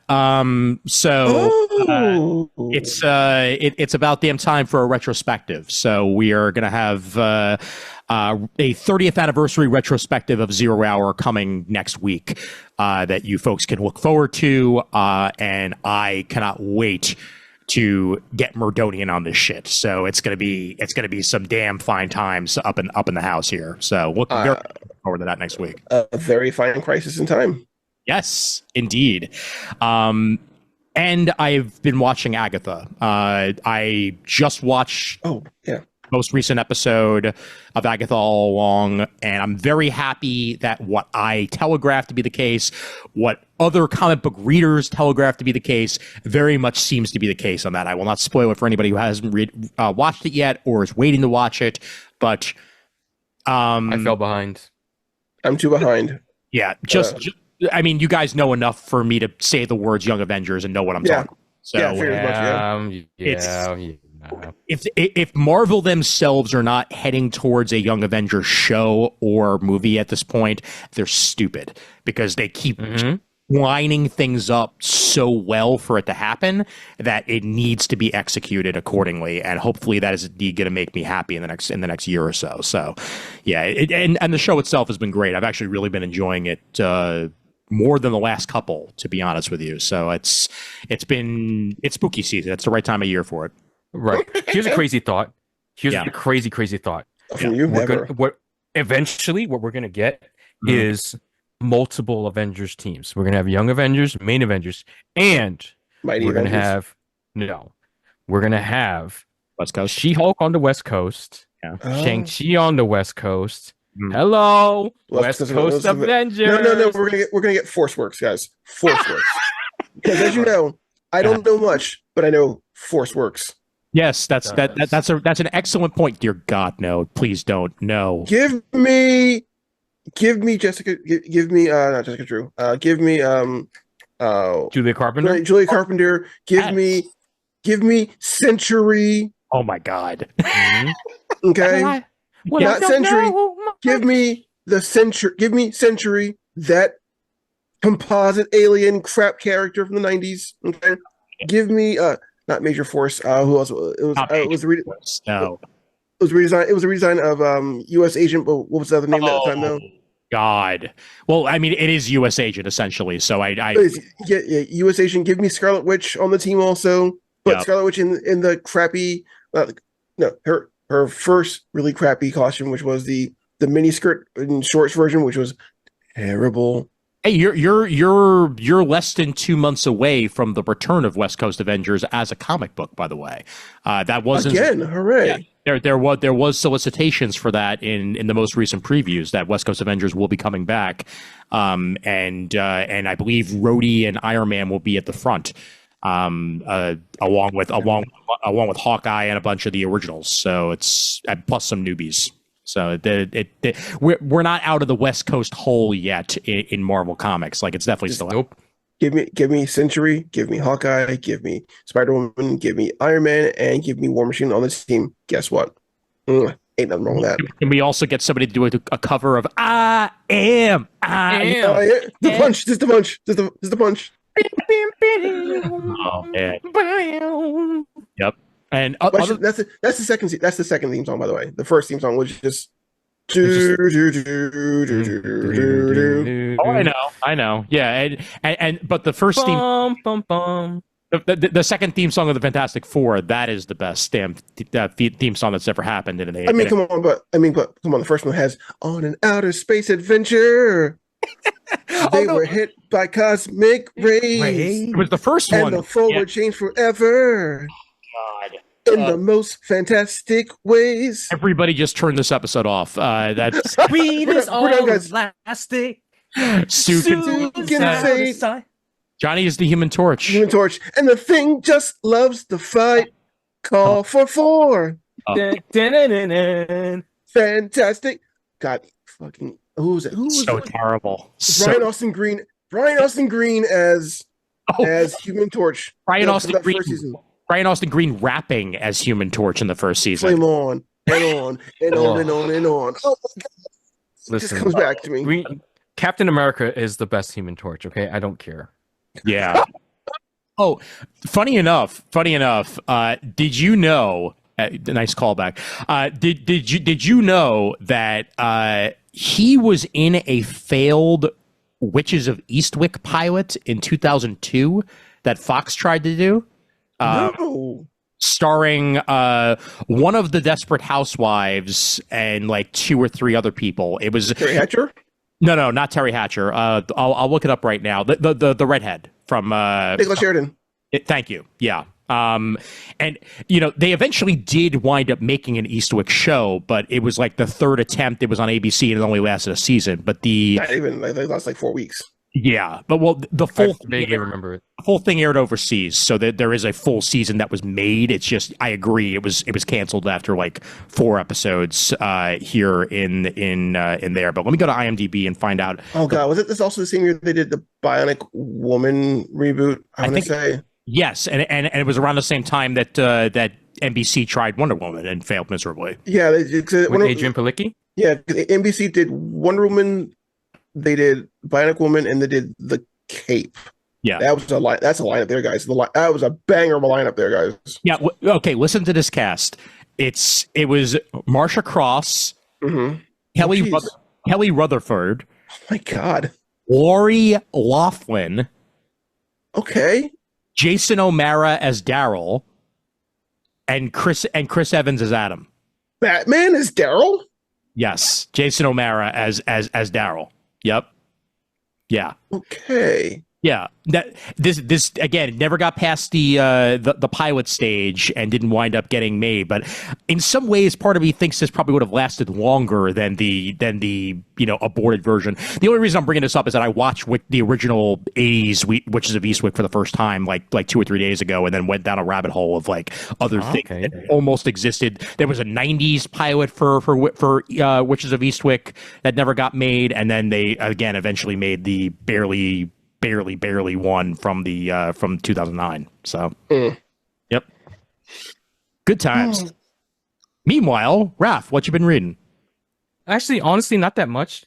Mostly I've been sorting, but nothing new because all my new books are in a gigantic pile that I need to sort out and organize.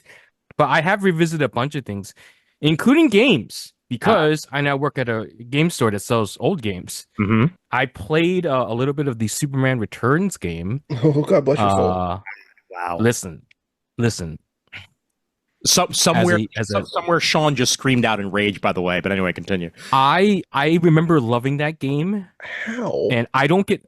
Because I'm I'm a desperate Superman fan. Yeah, and there are not a lot of good Superman games. better than 64. Anything's better than 64. I played, you know what? I actually had never played 64. I played it for the first time at work because we got a trade in and I had to like test it. That game sucks ass. Okay, I rented that. I wasted a rental from Blockbuster for that. I wasted an entire week trying to get past the first level. It is impossible because that first level is so goddamn atrocious. Oh God! Like I remember seeing like the previous for it in back of comic books, and like you see him take on Parasite and he's using cold breath and heat vision. I'm like, you never get into that. You never get into that because you cannot get past that first level. That first level is the stupid rings.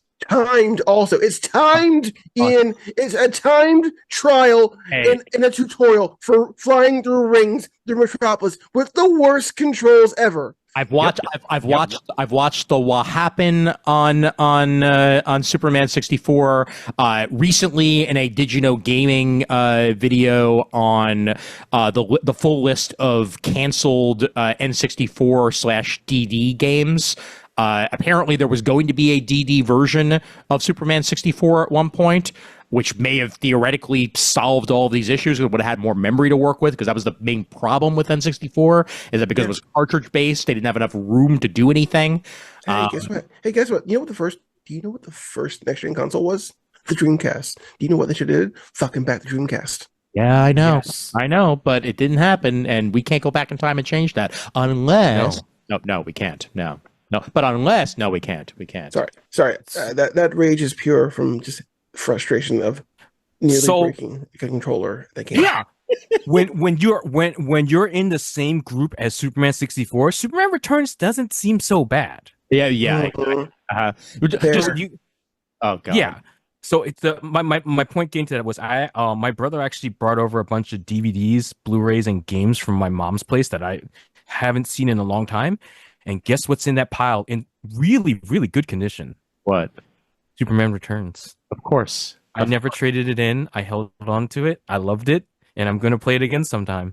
I just traded in. You're gonna laugh at this. I just traded in. I went to Book Off, and I traded in.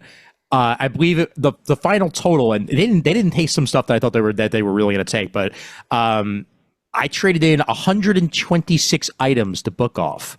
Would you like to know how much money they gave me? $45.53. A little bit higher than that, $66.33, if I remember correctly. So basically 50 cents a thing, pretty much, roughly. Thereabouts. And I think most of the money that I got back was probably from Baltimore Comic-Con a while back. Wait, was it Baltimore? I think it was, yeah. I wound up with Homestuck hardcovers, and I realized I could care less about Homestuck, so I just traded those in, and I guarantee you that was the bulk of my money back. That's a name I've not heard in a long time. Yeah, seriously. It was, it was. I think it was the last. If it wasn't the last Baltimore I went to, it was. I think it was actually, because the last Baltimore I went to, it was the Harvey Awards, and they left behind a whole bunch of hardcovers from creators that didn't want to take their swag, and that was part of the swag, if I remember correctly. I remember that story. Yeah. Yep. Oh no! It was a different story. It was the contest I won at New York Comic Con. I entered a contest. It was either Random House or one of the other booths where you could put your name on the list, and I won their giant ass allotment of books, and part of that was 3 hardcovers of Homestuck, along with like the Swamp Thing omnibus by Snyder and like a bunch of other shit some good stuff. So good stuff.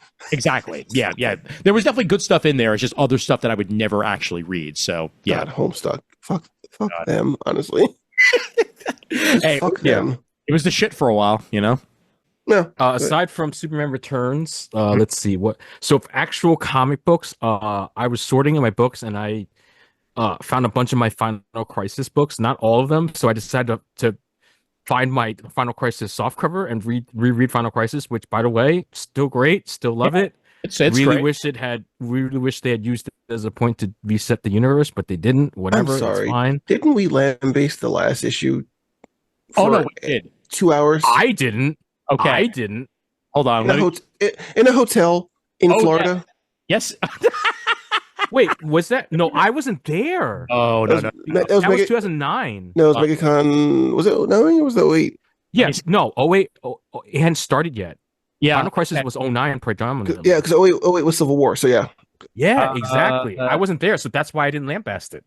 Yeah, and you know what? I think that must have been something else because I'm looking. Oh, wait, no, here we go. Let's see. Yep, you're right. Yep. Final Crisis number 7, Comic Timing episode 85, back in February 2009. I wasn't on it, I don't think. No, you weren't because you were there the year before. It was Casina. That's what I thought. Yeah. And me. We went over Punisher number 1, one of the Punishers, Final Crisis number 7, and Bang Tango number 1. Remember Bang Tango by Garth Ennis? Oh yeah, because that was the big no book that year. Yep. Oh, Indeed. was that Fractions Punisher? Yeah, I think it might have been. Because it's about the time. Yeah. Fractions Punisher. Yeah, and Bang Tango was like the big naughty book that year. Yes, it was. Yeah. Yep. And we were live from we were live from there. I think the main reason why we did 3 books is I think this was back when we were doing review corners for Yes, it was for the defunct website known only as Heroes Corner, which very much does not exist anymore. So yeah, that's damn, man. If you want to go back in time, episode 85, February 27th, 2009. That's a time capsule, guys. That's a time capsule right there. Damn right it is. That's me bringing my laptop around, and it wasn't a sound mixer. Oh no. It was a cord that was connected to my laptop with a splitter on it. Mm-hmm. Yes. Oh my god, I remember that. And we drove an hour to find a fucking dongle for you. I remember that. I remember. This is pre-Zoom. Yeah. It was pre-Zoom. This was did you still have your iRiver then? Or no, I think I had the H2 by then. Okay. Which I still have because the H2 doesn't die. Yeah, it's a fucking tank that thing is. Dude, yeah. So check that out, people who are listening to this who haven't before. If you want old school comic timing from back in the day, 2009, lambasting Final Crisis number 7. Good times. We were such babies, and we were so opinionated back then and so wrong. Going back to Final Crisis for a minute, though, Raph, like when I went back and I read that as a trade, I had a completely different opinion on it, and I think that was the problem, is that it's so Morrisonian that if you went issue by issue, month by month, you forgot what the hell happened before. You had no idea what the hell was happening, and that was when they killed off Batman and did the whole. I've soured on it more over the years than at the time, like the whole like time lost Batman thing. Like it was. I thought it was. It didn't really hit, but I loved it as an idea, maybe, but not as a Batman story. Yeah, I agree. You know what I mean? Yeah, that's how I feel about it. I have mixed feelings about it because I went back and not reread it, but kind of perused through it again. I have mixed feelings on it because there is so much editorial influence in that book also. Oh yeah, definitely. For sure. Like, okay, Didio is I don't say a pariah unto himself, but he is he's an enigma. That's probably the way of putting it. Look, he's become a pariah somewhat. Yeah, like we've interviewed him, we talked to him before. Like he is very much like the huckster, right? Oh yeah. Not the Hulkster, but the huckster. Yeah. Yeah, and like no amount of hucking or trying to sell Final Crisis through build up or through Countdown or all that other stuff. And another reason why Countdown's not great. Countdown was not great. Countdown was his. I'm going to do a better 52, and I'm going to do it myself. Yeah, and it was not that. And I think that kind of soured me on the book also because like going from a really good status quo from after 52, right, to from 1 year later to having like a general heroic vibe for all the characters, and then going to another Crisis again back to back. It just soured me on like the whole story in general. Absolutely. And it felt nihilistic, and it felt kind of like wrong also. Yeah. Which I think apropos, because that's what the book is about. The book is about nihilism. The book is about what happens beyond entropy. And when we think on our own mortality, what happens beyond that, right? That's the basic crux of the book, right? And like, I think like it's just not good. Unfortunately, like I love Grant so much, but they could not save it. They could not save it. Hey, Unfortunately, on the bright side, at least in the trade, Superman 3D is not in 3D. So that's yes. Thankfully, yes. That is yes, because I don't need the so gimmick. that was such a jarring read. Also, like Oh. I get and I appreciate it. Also, yeah. like I like the gimmick, but it was such a jarring read. Also, Oh yeah. to see him whistle in 3D. Oh dear God. Arguably, my favorite one shot ever is Superman Beyond. I love that book so much. Mhm. As arguably the biggest Superman fan we know, that's it. That's my thesis on Superman is Superman Beyond. Look, it's him in the Legion. So yeah, that's why it's gonna work. Yeah. Well, that and All Star Superman, obviously, because I mean, All Star Superman. Oh yeah, no, as a long form story, yeah, but as a one shot, that's everything I want. I put up their Action Comics. What is it? 775 or whatever. What about Truth, Justin? What's the fun about Truth? Yes, that's what I was saying. I like that one. I like that one. I think that one's up there also. But the meta meaning of Superman is much more apparent in Superman 3D. Yeah. In Superman Beyond. Like he just like I love. Listen, I worship the Grant Morrison Sepson. I have ever since I started reading him. So like to have him just like write his thesis on Superman and have it be so meta, just like it just tickles every little part of my brain that loves this stuff. So yeah, like, the embodiment of hope, the embodiment of just impossibility odds. Yeah. Yeah, the representation of like all that's good in the DC universe, like literally, that's what he is, and it's it's such a great thing for me.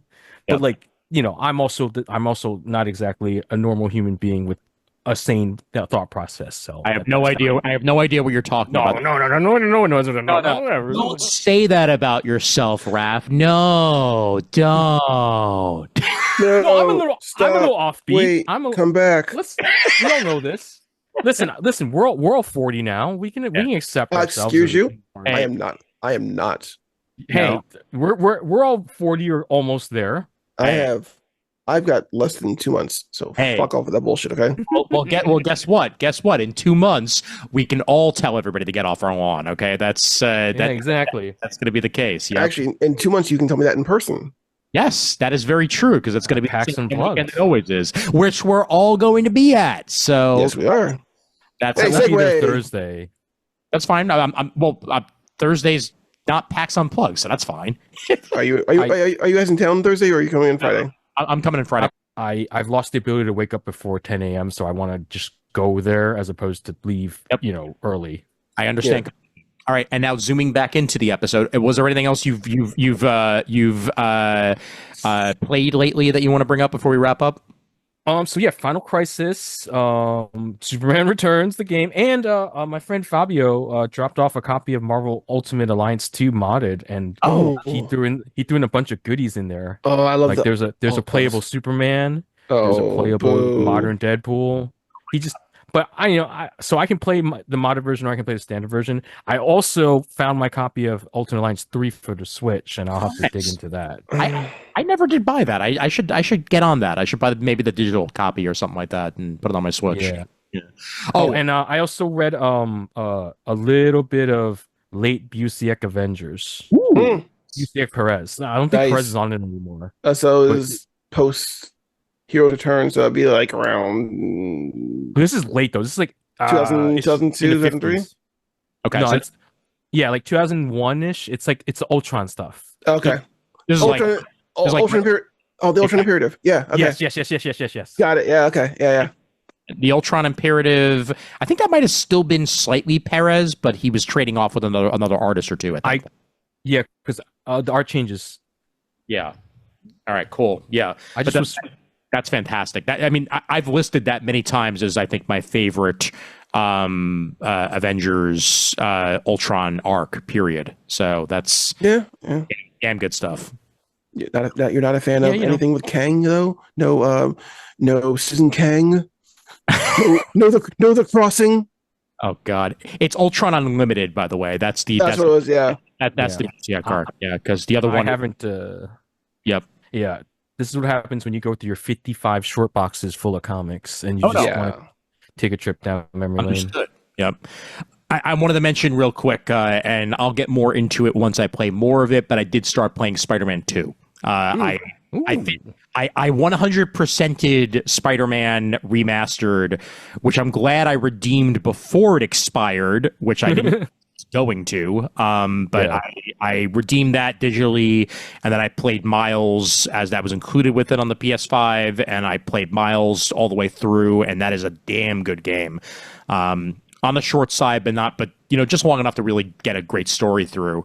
And now I started Spider-Man 2, and the fact that it has the web wings just makes it like that. Just adds such further depth to the playing ability, and being able to switch between spiders when you need to in certain instances is a damn good way to do it. So I just got done with the first Sandman part of it, and I'm getting further in. Oh, okay. I've seen people play it, so I can't wait to get it on PC eventually, because I don't know if I want to get a PS5 just to play a handful of games. I get that. Although with my PlayStation Network subscription, which hopefully will once again be on sale around Thanksgiving, because that's when I bought mine the last time, I actually now have a playable copy of WWE 2K24, because that was included with PlayStation Plus this month.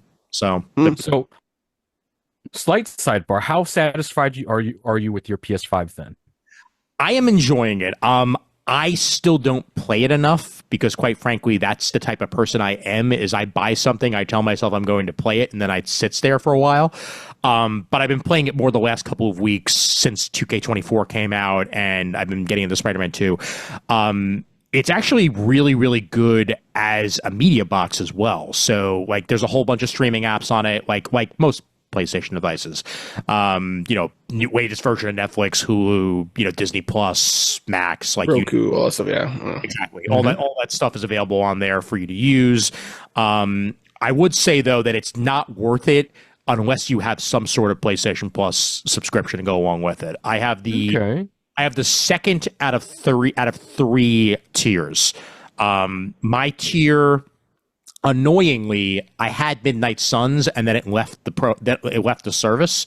So I still actually buy Midnight Suns at some point, which I will.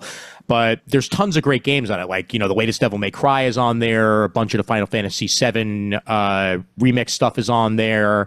Like a bunch of Far Cry stuff and Uncharted. The list goes on and on. That's all available. The highest one also has classics included, but I didn't put the penny down for that. But I'd say if you're gonna buy Network, it's gonna be worth it. And if you're planning on playing it enough to make Network worth it, then that's going to be even more worth it. But if you're not, then borderline. Then yeah. The thing is, I could also get it at a discount used at my job eventually when someone trades one in, and I can just pay the difference. Or quite frankly, get a 4. Yeah. Honestly, just as good. Yeah. I can get a 4 real cheap at work. Yeah, because at this point, almost every single game. Well, what I like about the 5, and actually what does make it more worth it, is that every 4 game works on 5. Beautiful, including discs. So if you have a disc version of the PS5, you can play a PS4 disc. You just literally just put it in, and it'll work. Okay, so you're saying a Blu-ray player can play Blu-rays? Yes. What a concept, right? Shocker. So I know.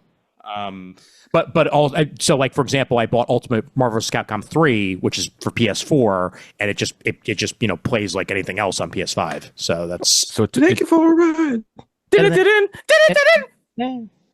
So a little lore for the comic for the comic timing listeners who may not know this, just to drop this off to make it relevant to them. I have been a comic book guy for a very long time, since childhood, but I'm also video games is like second or third for me. Yeah, maybe third, considering I love wrestling so much. And growing up, and Ian knows this, I had a tiny bed. I shared a tiny bedroom with my brother. Not tiny, but still not enough for 2 people. It's bigger than Ian's bedroom, though. Yeah, oh my god, it was so much bigger than Ian's Oh. closet. Okay, let's not go there. Let's not go there. You people might watching the YouTube right now might be thinking to yourself, "Oh, Ian, are you in your living room?" Like, yes, it's a 1-bedroom apartment, but at least I'm not recording it inside of the cubby hole that I started out in for most. I've been in. I remember the. I've seen pictures of it. It's amazing. Oh man, It is You amazing. really were Harry Potter before Harry Potter was cool. Yes, very much so. Skippy glasses and all. Yep. So my point is our room was divided in half. One half was the comics and the PC that I built, and the other half was the TV and the consoles. And so my brother is the superior gamer. I will admit that if he decided to challenge me one-on-one, he would whip me in every game possible, pretty much. Yep. Except maybe fighting games, because he doesn't play fighting games.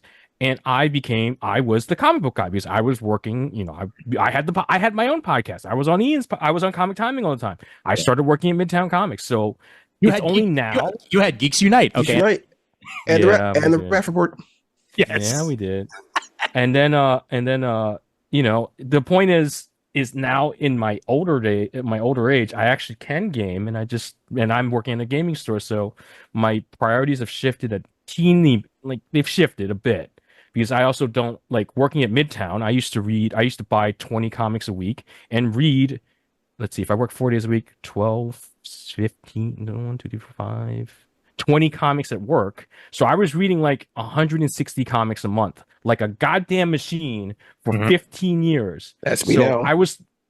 Now I don't know anything that's going on. It's weird. I'm so cold. It's so scary. Where's my oatmeal? They just put me out the pasture. So, Calm hence down. the gaming talk is what I'm saying. Calm down, Xavier. Jesus. Yeah, seriously. Well, look, like I said, if you're looking to play PS4 games and also PS5 games, then PS5 is worth it. If you just want to be in the space of PS4 while they're still putting out PS4 games, I would get that, but I also don't know how much longer they're going to do crossplay, because it's an awesome feature, but I'm sure we're going to get to a point, especially now with the PS5 Pro, where they're going to be like, well, last generation is last generation, and we're just going to, drop support for it and just go entirely 5. But I can always just get the 5 and borrow from my brother, because he's a huge PS4 collection. I mean, also, gigantic. if the 5 already can play 4 games, it'll probably play 4 games forever. Oh, yeah. So at least disc-wise. Yes. Software-wise, that's another issue there, yeah. Software, so software wise, it's hard. I'm pretty sure it's hardware built in that it works with 4 games anyway. So yeah, I doubt that's going to wind up going away either if you already have them. Oh, well, they did that with Xbox, so you would think that's it's not. Remember, because Xbox, they were 360 was backwards compatible for Xbox One. Yep, and then all of a sudden it wasn't for a little bit. They're like, that's true, and that's why they're a failure. But there's also a Switch 2 potentially coming out in a few months' time, and whether or not that's going to be compatible with Switch games, let's switch to what? No, Nintendo Switch 2. Switch to what? Third base. All right, so I think that's about it for this episode. You got some extra comic talk in there and extra video game talk in there for anybody who is looking for a nice, full, solid episode. I want to once again thank Shawn Pryor for coming on earlier. Awesome time having him on here, and he's invited back anytime that he wants, as I said before, and he knows that. So do check out every single thing that he is currently doing. Go to ShawnPryor.com and you'll get the full information on there, or just go to one of his socials, and he posts about that all the time. Brandon, where can they find you? You can find me on most places at the Dabadon or at Atomic Games on Twitch. I'm doing NaNoWriMo this year, but I'm not doing NaNoWriMo. If that makes sense. If you're following anything with NaNoWriMo, fuck the organization. They're just the worst. Yeah. Allegations have been coming out left and right of them being gatekeepers, homophobes and transphobes also in some regards. It is not good. So, but if you're doing NaNoWriMo, do it for yourself, which is what I'm doing this year. I'm probably won't be writing, but I'm going to be doing a challenge every day to write little mini stories or little character bios, everything. So every day goal is to write something, like at least a character bio of filling out like a 5x7 card, and then put it into a Rolodex. That's a good little challenge. Also, what you do is you take every month, you do 26 letters of the alphabet. So you do 26 characters every month using the letters of the alphabet as those first names or names of characters in some fashion. Fill out a bio. By the end of the year, you will have 274, I think it is, characters you can use in book. Not bad. Not bad at all. So you are well on your way, sir. I have not started this. I didn't start this year. I actually just found out about the challenge, but I will do it for the rest of the year. So yeah, we'll see what happens here. All right, cool. Fantastic. And obviously the Dabadon in most locations. The Dabadon, yeah, that's probably going to be changing soon. But yeah, on the Twitter, on Threads, I believe also. Blue Sky is the Dabadon also, and again, Atomic Games on Twitch. All right, cool. And Raph, where can they find you? Everything is at Raph Does Stuff, Facebook, Instagram, X, Twitter, whatever the hell you want to call it. TikTok. I had a TikTok series where I was going through my collection. I obviously stopped that because I haven't been going through my collection because I have a full-time job now. If you like video games and you're in the New York City area and you want to chat video games and comics with me, you can stop by J&L Games, where I sit in the back and clean stuff because I am the low man on the totem pole and I'm okay with that. I also stream on Twitch, usually Wednesdays and or Saturdays. Random, like usually like 11 to 6 is what I aim for. Unless I go to Grand Slam or, decide to go see a movie and do things outside of creating content. Yes. Because, God forbid I have a life outside of content creation and work, right? Thou shalt not have a life. Yeah, Seriously. forbid. Yep. Cool. I do like to do what the Twitch kids call touching grass. But yeah, Raph does stuff everywhere. And maybe I'll write a novel, a little thingy middle then. We'll see. Well, I'm gonna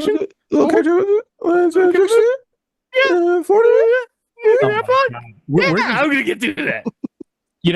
I knew it was a mistake to have you two fuckers on at the same time because we're just going down such a freaking rabbit hole at this point of old gags. It's not even funny.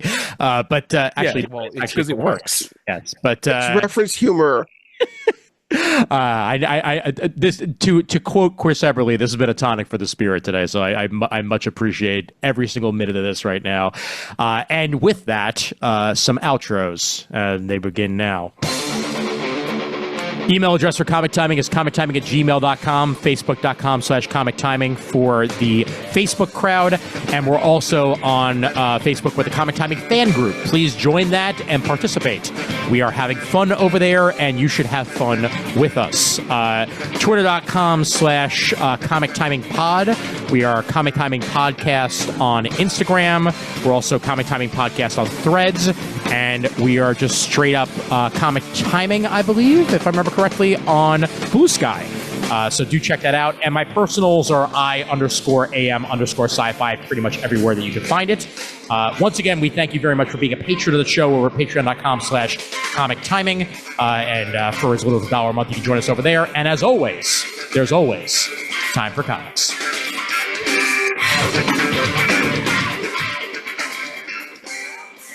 And Godzuki.